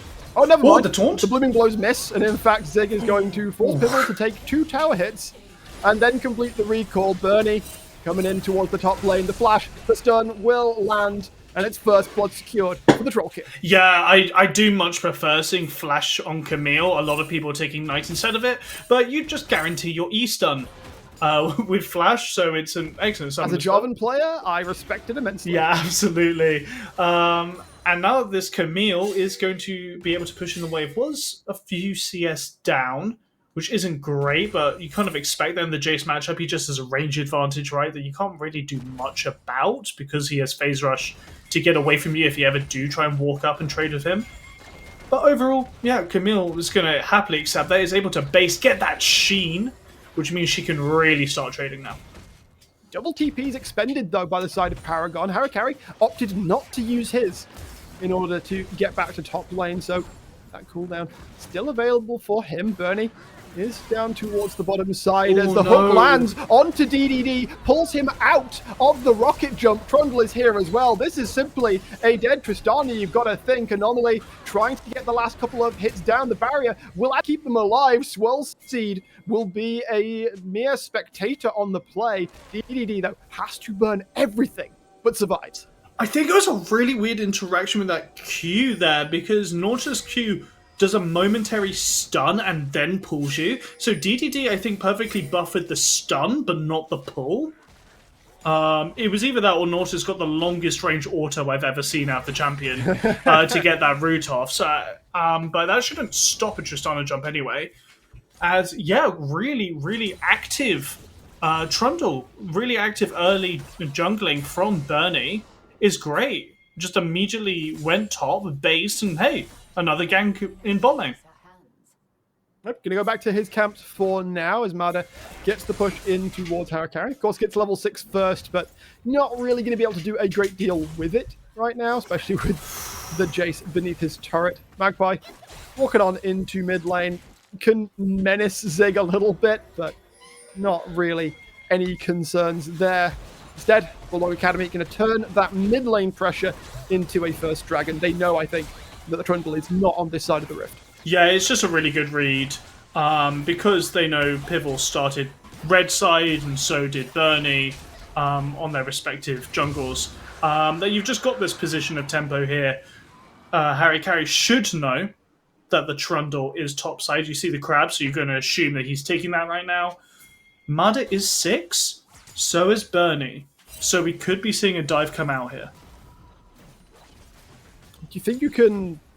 You need to get some damage down onto Harakari first. Like, surely even those two champions are going to struggle to kill from full health under a turret. I think on a Jace it's possible. Whether you get out cleanly is another answer entirely. I think it could be a 1-for-1, but generally you'll take that if it means a lot of the minion wave dies and denies golden XP for the Jace. Well, not the case right now. In fact, Harakari is going to be able to push the wave in as Mada took a recall and didn't have teleport available. So now Harakari has that available. Still not going to use it. Not going to use it. With the the wave wave pushing, pushed so far against him, he's not got any need to really. No, Magpie's been teasing with that Hex Flash a few times this game, and I have to pause every time he does it. With Anomaly now ticking to 6, though, there's both the survivability and the damage for Smolder becomes a real factor here, because obviously, I hate saying... out top side. Yeah, get spotted out. Honestly, I'm going to say, I hate saying Smolder's ult. Mada's looking straight for the catch. Hextech ultimatum followed up by the heroes. Pivel able to flash away from the shield of Durand.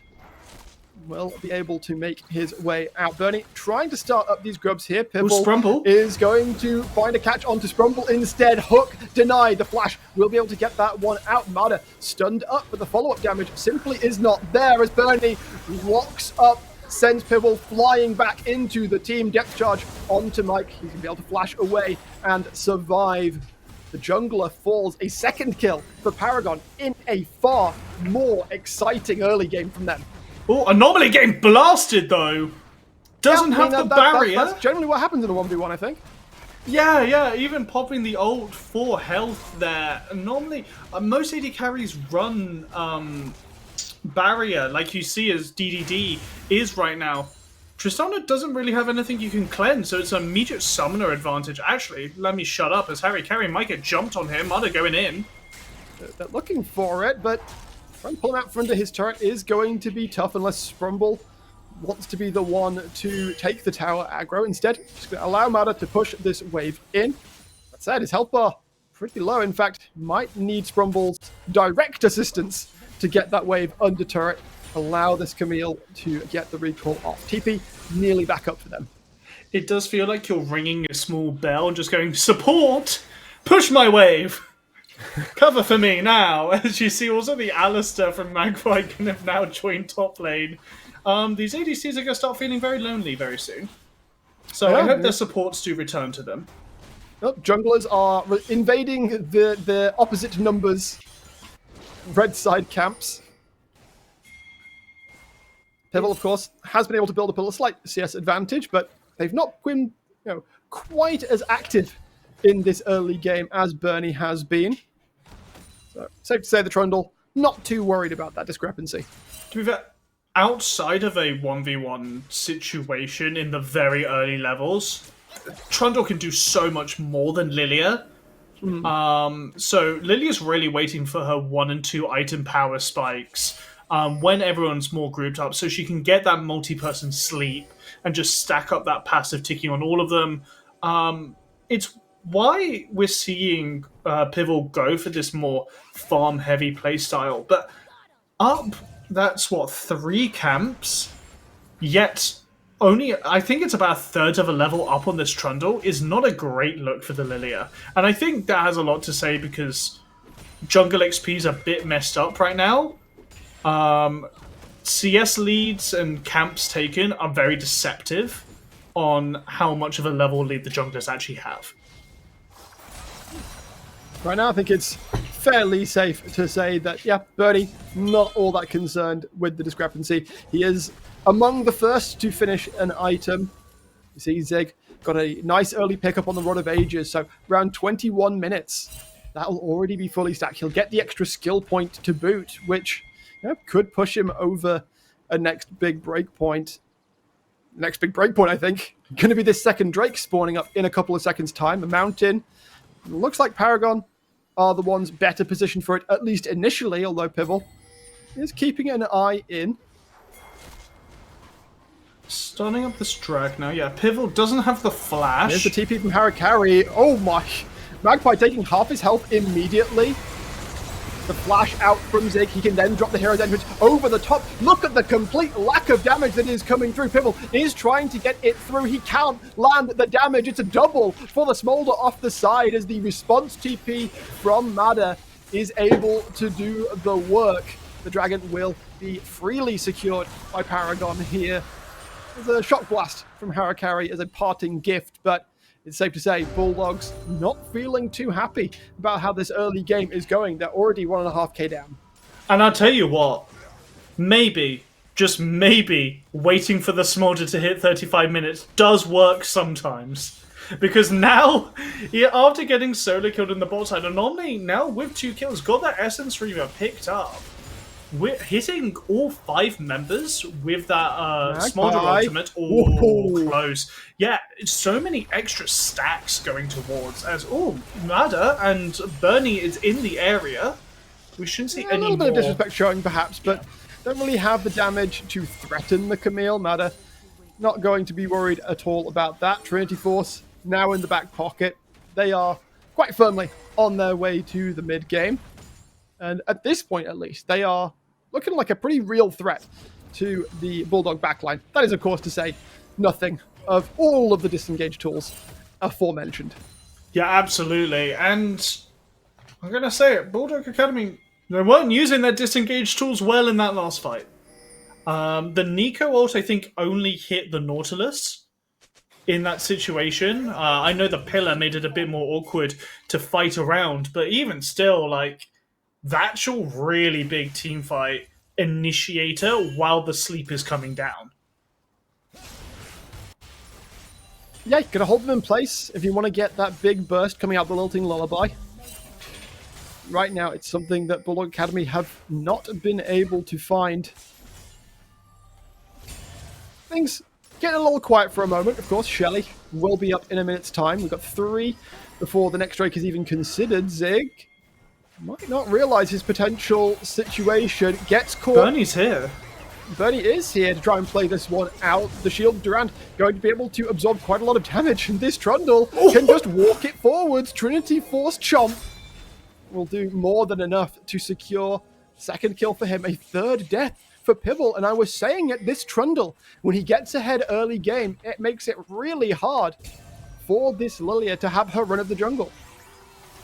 what's happened to Paragon here? Like, Bernie is so active on the map. They're surviving 2v1 situations, which frankly they were just getting destroyed on in previous matches. They've really improved themselves for this game here.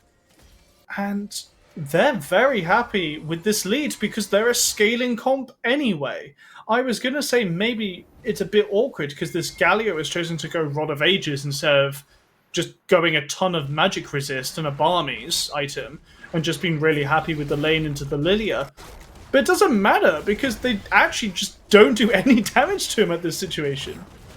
Yeah, you can delay the magic resist a little bit, add some extra health, some extra AP to be a credible damage threat in these later stage fights. Like, drop in off the hero's entrance and then make life genuinely difficult beyond the Shield of Durand.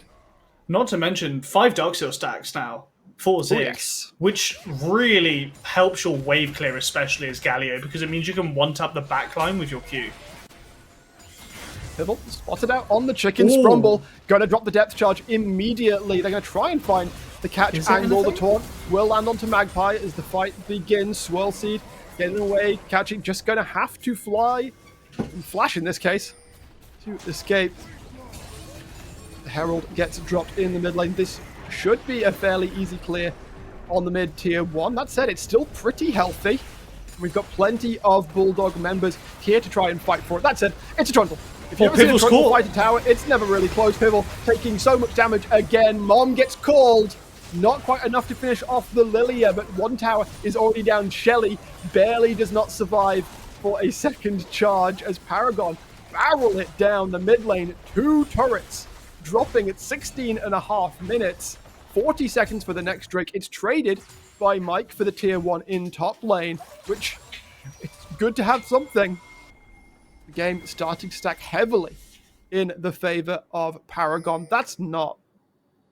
What Drake are we on? Oh, Chemtech. We're on Chemtech. We've got the Empire plants. I looked up and saw Mountain, and then I remembered that, of course, the spectator client is still... Oh, it's always Mountain, isn't it? Yeah. That's it's always the prior Drake if it's Hex or Chemtech. Right, is that the specific thing? Okay. Yes. I wasn't aware of that. They still haven't got it working to show the correct upcoming next Drake. Pibble finding Mana towards the top side, flash forced as Faulty reveals himself from his disguise. I'm still... Again, we're at I'm still scratching my head a little. How they were able to take that tier 2 mid, because Mike had TP and said, I'll trade the tier 2 for a tier 1. That's never worth. Right? Ever. You're in Nico with TP. Yes, we know Magpie unfortunately only has 1 ultimate and 1 flash, so was caught out the second time they went on in him. But you could have dissuaded so much tower damage if you were just present. That being said, the gold lead has shrunk slightly.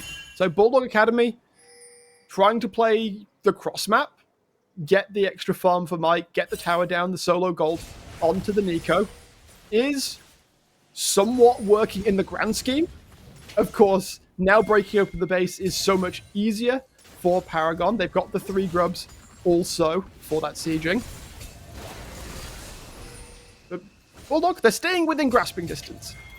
They are, and like, let's be honest, if Paragon overstep, they definitely have the tools to punish, and if they get more gold onto this Tristana or this Jace, they can do a lot of work in team fights. But anomaly right now, observers, maybe if we can click on the Smolder just to check on stacks, I'm going to say is around 190 on stacks, so we're approaching critical mass for this little dragon, and I'm very scared for Bulldog Academy in their current state, how they're going to maneuver that Smolder. It's a good question. 130. Oh no! Oh, I was way off. Very low stacks. I mean, whoa. I'm trying to remember. I think 25 minutes is roughly the time you expect to have max stacks, but at 135, you've still got the follow-up wave. Yeah, you got backline access with your Q now, I suppose. But I don't know. I feel like Anomaly's been hitting so many people with his abilities in this team fights. I understand lane was a bit tricky for him, but even still, I'm really surprised by how low that value is. At 19 There's minutes. no way. There's no way, surely. Harikari, no! You might have flash. But a Hextech ultimatum says you are not getting out of that one. Sunny Jim, the tier 1 in bot lane, is bang to rights. Like, these are two champions that take towers down faster than most others. We see Zig Sprumble playing bodyguard, ensuring that Pivel, that DDD, that Magpie cannot make their way in. Zig Pivel, the shield as Pivel has No the flash available. No, it does doesn't. not matter. It's 5 seconds off. 5 seconds. Sliver of cooldown remaining, and I don't know if that was just well calculated, well tracked on the flash cooldown, but that is another death to the Lilia. It's another push wave towards the bot side, and now Ooh, Harry Carey's going in. Bulldog, yeah, they're looking to try and find a fight angle. It seems that Zig will be the target. Of course, he has very little resist, and he will be shut down here. They're now trying to find the way in. Mike putting some damage onto Sprumble. I feel that the Atacon will be taken before that can continue. Mada is going to be the price that is paid here, I think. No Hextech ultimatum means that he will be taken down, shut down. The question is, do Bulldog want to continue this play? Magpie has his ultimate available. They tried to get this one out. Mom is called. Anomaly can keep himself topped up somewhat. Sprumble will fall down. The tower is not going to claim Magpie's life. They continue to jump forwards as the explosion will take down the Trundle. DDD now unleashed, and it is a turnaround ace for Bulldog Academy. The extended play goes their way despite the Atacon falling to Paragon. And we just said, if Paragon make a mistake, Bulldog Academy will capitalize and they won't gold on their Jason Tristan. That's exactly what happened, Zig. Just caught out in the middle of no man's land there. I'm not sure why, when your team are on Atacon, you're around the river up near Raptors, but just Bulldog Academy has the reach. Mada, I think it's fine to take this fight even. Where's Mike gone? Mike is a minion right now. Hibble has just been, I think, left out to dry by his mid laner, who could have collapsed in on the Camille. I'm question marking my mid laner there. Even if I'm 0-4, I'm question marking my mid laner there. Great knowledge from Mada just to be like, no, I'm a Camille at this point, and that's a Lilia who hasn't got any passive stacks up, so I can stay on her. 20 seconds until the next dragon spawns. Paragon, of course, have priority over it if they so want it. Although, looking at Bernie, he's currently taking his blue buff, so safe to say that they've got a fairly leisurely attitude towards taking the Hextech Soul Point. Right, Chem Soul Point, rather. 14. Now showing topside does have the TP. Both him and Zig have it. Zig, I'm expecting to maybe go, looking for the second item to be picked up here just in time for the dragon. Likely. Yep, Riftmaker. Yeah. But it's too late. You have no They're just wards. abandoning the dragon. You have no position. Bulldog Academy now are claiming their second dragon. And suddenly all tempo is flipped. Yeah, they've had the gold lead ever since they claimed that the kills around Atacon by about 700. But now that's 1,000. I consider that quite significant when you look where the gold actually is on Bulldog Academy. Especially as we're looking at DDD. Paragon, we said about the Smolder gets 35 minutes, we win strategy. Yeah. Well, that's a 303 Tristana with 2.5 items who wants to be at 35 minutes just as much as Smolder does. Absolutely. And now I'm seeing Zig picking up the Riftmaker. This build has no resistances right now. So the Tristana will just shred you. It's a lot of health, but health doesn't mean a lot. One into Lilia.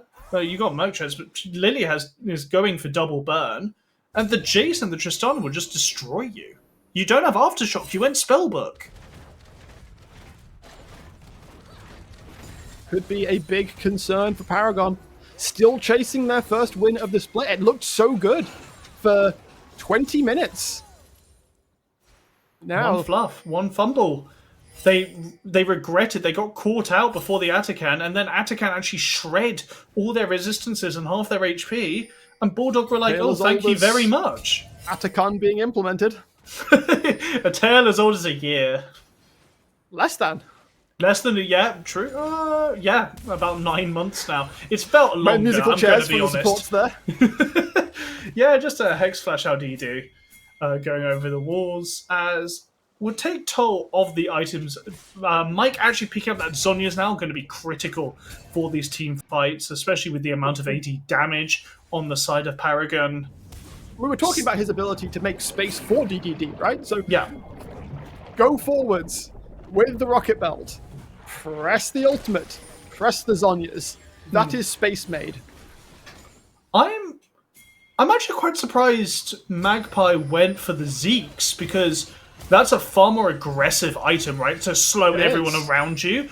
Locket is generally the bigger pickup into a Smolder, just because Smolder has such a big AoE with his ultimate, and you're realistically all your team fight bucks, if you will, like what you're investing in a team fight is just your Tristana. So you need to keep her alive for as long as possible. That you do. As a third item, Lord Dominic's Regards, now picked up by DDD. So that lack of armor for Zig might be becoming all the more problematic. They've even gotten Chainlace Crushers. So literally 0 armor for this Galio. 0. I have to assume he's going as Zhonya's third. That's the most common thing for Galio players to do. If he doesn't, I'm a bit confused why he would be going, to be honest. You could now go towards a tankier build, but we already see another Amp Tome. He's got the Amp Tome, yeah, that's why I'm thinking. Zik here getting tagged by the Swell Seed. Oh, lollipopping at its finest right there. Possibly saving Magpie's ultimate for a later use. The Sprumple takes a bit of damage off the back end, and then a lot of damage on the front end as he stares down the shot. That's a 3-item Jace now. Harakari. Haven't spoken about him too much in this game, but the Jace is starting to become a threat. And there is this angle for the side of Bulldog Academy. Where's the poke on Paragon? Absolutely, it's a Smolder with RFC at best. Throw Swirl Seeds. If you can chunk out this Nautilus before he can even get in the fight, then realistically he's a depth charge and die champion, right? He can't really provide that front line. Not that you desperately need it because you've got the Trundle and Galio, but it's the crowd control that you're really looking for. Bulldog Academy actually start Baron very briefly.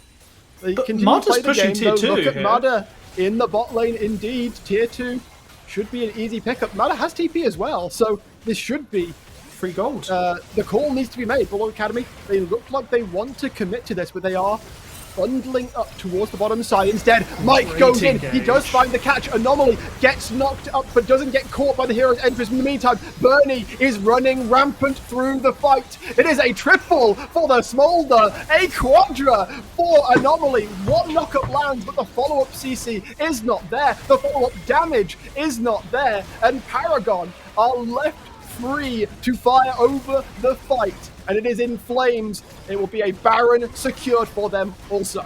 And a desperation engage from Mike there. Baron shred all of Bulldog Academy's resistances. They waited too long. They let the Camille get tower, let her TP in her own time, and then forced a bad fight. Like, Magpie was trapped between a Baron and a pillar, so really only had one target to engage on, and that even wasn't that good. And yeah, DDD couldn't get anything done. Pivotal couldn't get anything done. Harakari dropped a bit of damage, but just got spat at by Smolder. And Chem's Soul Point now secured for the side of Paragon. It looked for a second like they might have fumbled the game, but Bulldog Academy, they tried too hard with the Baron bait, and they give it all back into the hands of Paragon. They are now 4,000 gold in the advantage. And this Smolder, their plan may well be coming to fruition here. 7-2-2 is Anomaly. It's 29-minute mark. 4.5 minutes for a potential Chemtech Soul. Give that to Mada. Give that to Zig. Give that to Bernie. Give that to everyone not named Smolder on this team. And they just don't How die. are you killing them? Yeah, they just don't die. It's insane right now. And it's funny looking at these two games, right? Because in game 3 that we just cast of the day, we saw a Nocturne get super far ahead and be the full carry for his team, right, and have a massive gold advantage here. The Trundle is so far ahead of Pivel, but Pivel is still relatively close in gold, right? That's only less than a 2k difference, which is shocking me. It's just, that's only 30 CS, so this Lily has just been catching up with gold, but it doesn't seem to matter. This seems like a massively they forced realised fight. where their opposition was, though. Pivel is already dead. Magpie trying to step this one out, but Bernie is so damn tanky. Harakari will fall also.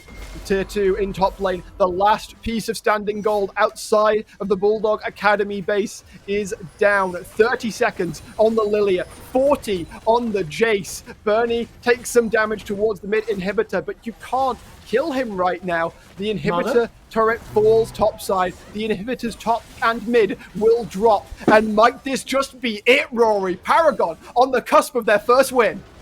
Paragon with a bit more of Baron buff left to keep these minions hitting, but the tower damage is so large. Coming out from Camille, coming out Baron from empowered this cannons, more waves coming in that I think Bulldog can manage. Magpie trying to hold the line. Mike cannot find anyone with the Pop Blossom. Bernie goes forward. He'll go golden for a second, but it is merely a statue. Another one planted for Pivel, but the Nexus will fall, and Paragon, aka formerly Glorpcat, will take their first win in Division 1.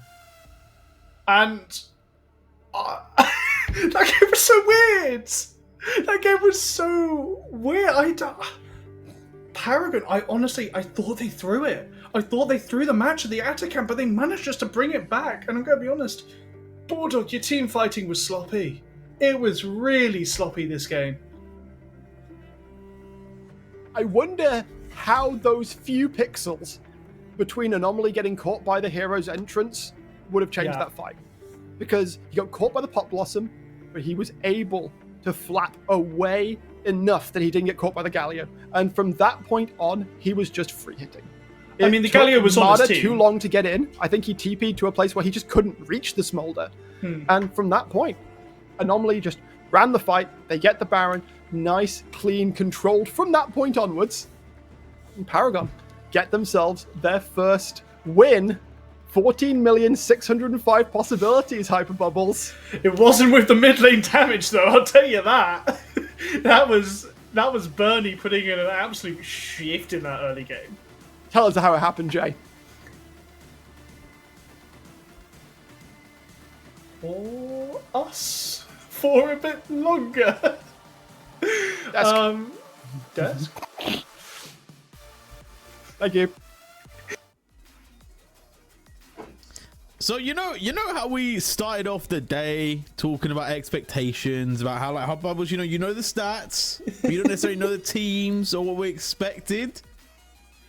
This is not what we expected right now. This was not the way the things were supposed to go. This is not how you play the UKL League right now, right? It is unheard of and a little bit unfathomable that they got this win here in such a dominant fashion as well, right? But Paragon have done it. Twitch chat are ecstatic. Free Glorp is out. They've got a win. They're no longer on the bottom of the table. And now we have Bandits solo sitting at the bottom 0-4. It has all gone a little bit crazy, a little bit different. But let's break down the game. Commiserations to Bulldogs. They didn't have the best time. I think it just started off bad and never really got them much better. Blocks are talking about Paragon in this early stages because they just seem to get the ball rolling and never stopped. Yeah, damn. I mean, when we were looking at this composition, we were overall thinking, like, hey, if you're going to have something go for you early game, then surely it's just going to be in the top lane. Mudder's just going to have to pop off on the Camille in the 1v1, maybe with a little bit of jungle help. That'll be fun. No, it was very much down in the bottom side. Anomaly was able to get quite far ahead with this Smolder already. We saw just tons of movement around the map. We got the first blood out of Bernie as well. And I think that's the one thing that did go as expectations, was that Bernie, I thought, was one of the best looking players for Paragon, and he was able to use this Trundle to great effect. He's now got a couple of different champions, I think. The Volibear, the Trundle, the Wukong, all of those where I'm like, yeah, he's scary on these champions, and he's just so proactive in the early game, and getting that early couple of kills, early bit of gold over onto the Smolder really helped, because actually Anomaly wasn't farming super well. The stacks ended up coming through quite far behind pace, but it just didn't matter, because you'd gotten him far enough ahead, and then Bernie was quite tanky, and Zig was really tanky, and it just carried them through, and you can see it right here, reflected in some of the stats, right? The amount of damage that the Smolder's able to do is crazy, considering you're not even getting to have that execute until like 25 minutes into that game. And like Leo, right, you talked about the possibility of them winning. We talked about they might have a way into this one, and they did it. I gotta say, one thing I mentioned, right, was like not giving up your early game, not allowing the side of Bulldogs to snowball, and having some good macro, getting yourself around those dragons. They did all of those things, and not only did they not let Bulldogs snowball, they snowballed themselves. Yeah, definitely. I think what Paragon did really well is they drafted a very clear comp and very clear identity. They had their combos and they executed on those combos. We were talking earlier in draft a bit about how much easier it is to execute on this comp versus the other side, and I think they did really, really well on that. I think on the side of Bulldogs, they sort of overcooked it a little bit. We talked about all the different sort of lane iterations that could have been done, the different matchups, but I really think that, yeah, Paragon, they found what they want to do. They found all the different angles. They found side lane pressure, team fight, champions, and all of that worked together to get them to this point. So I think this is exactly what they need to keep doing. Well, they've done it once. Maybe they can do it again. Paragon are on the board, UKL. Yes, you heard it here first. That is a sentence that is correct. They are now 1-3, and they are looking to make their way to that playoffs. But will they continue that run? We'll have to find out. There's only one way to do that, and that is to stay tuned to the UKL. We will be back next Monday. Shout out to our producers. Shout out to everyone that was on the desk today. And I'm going to leave you with one final sentiment, and that is #Rob out.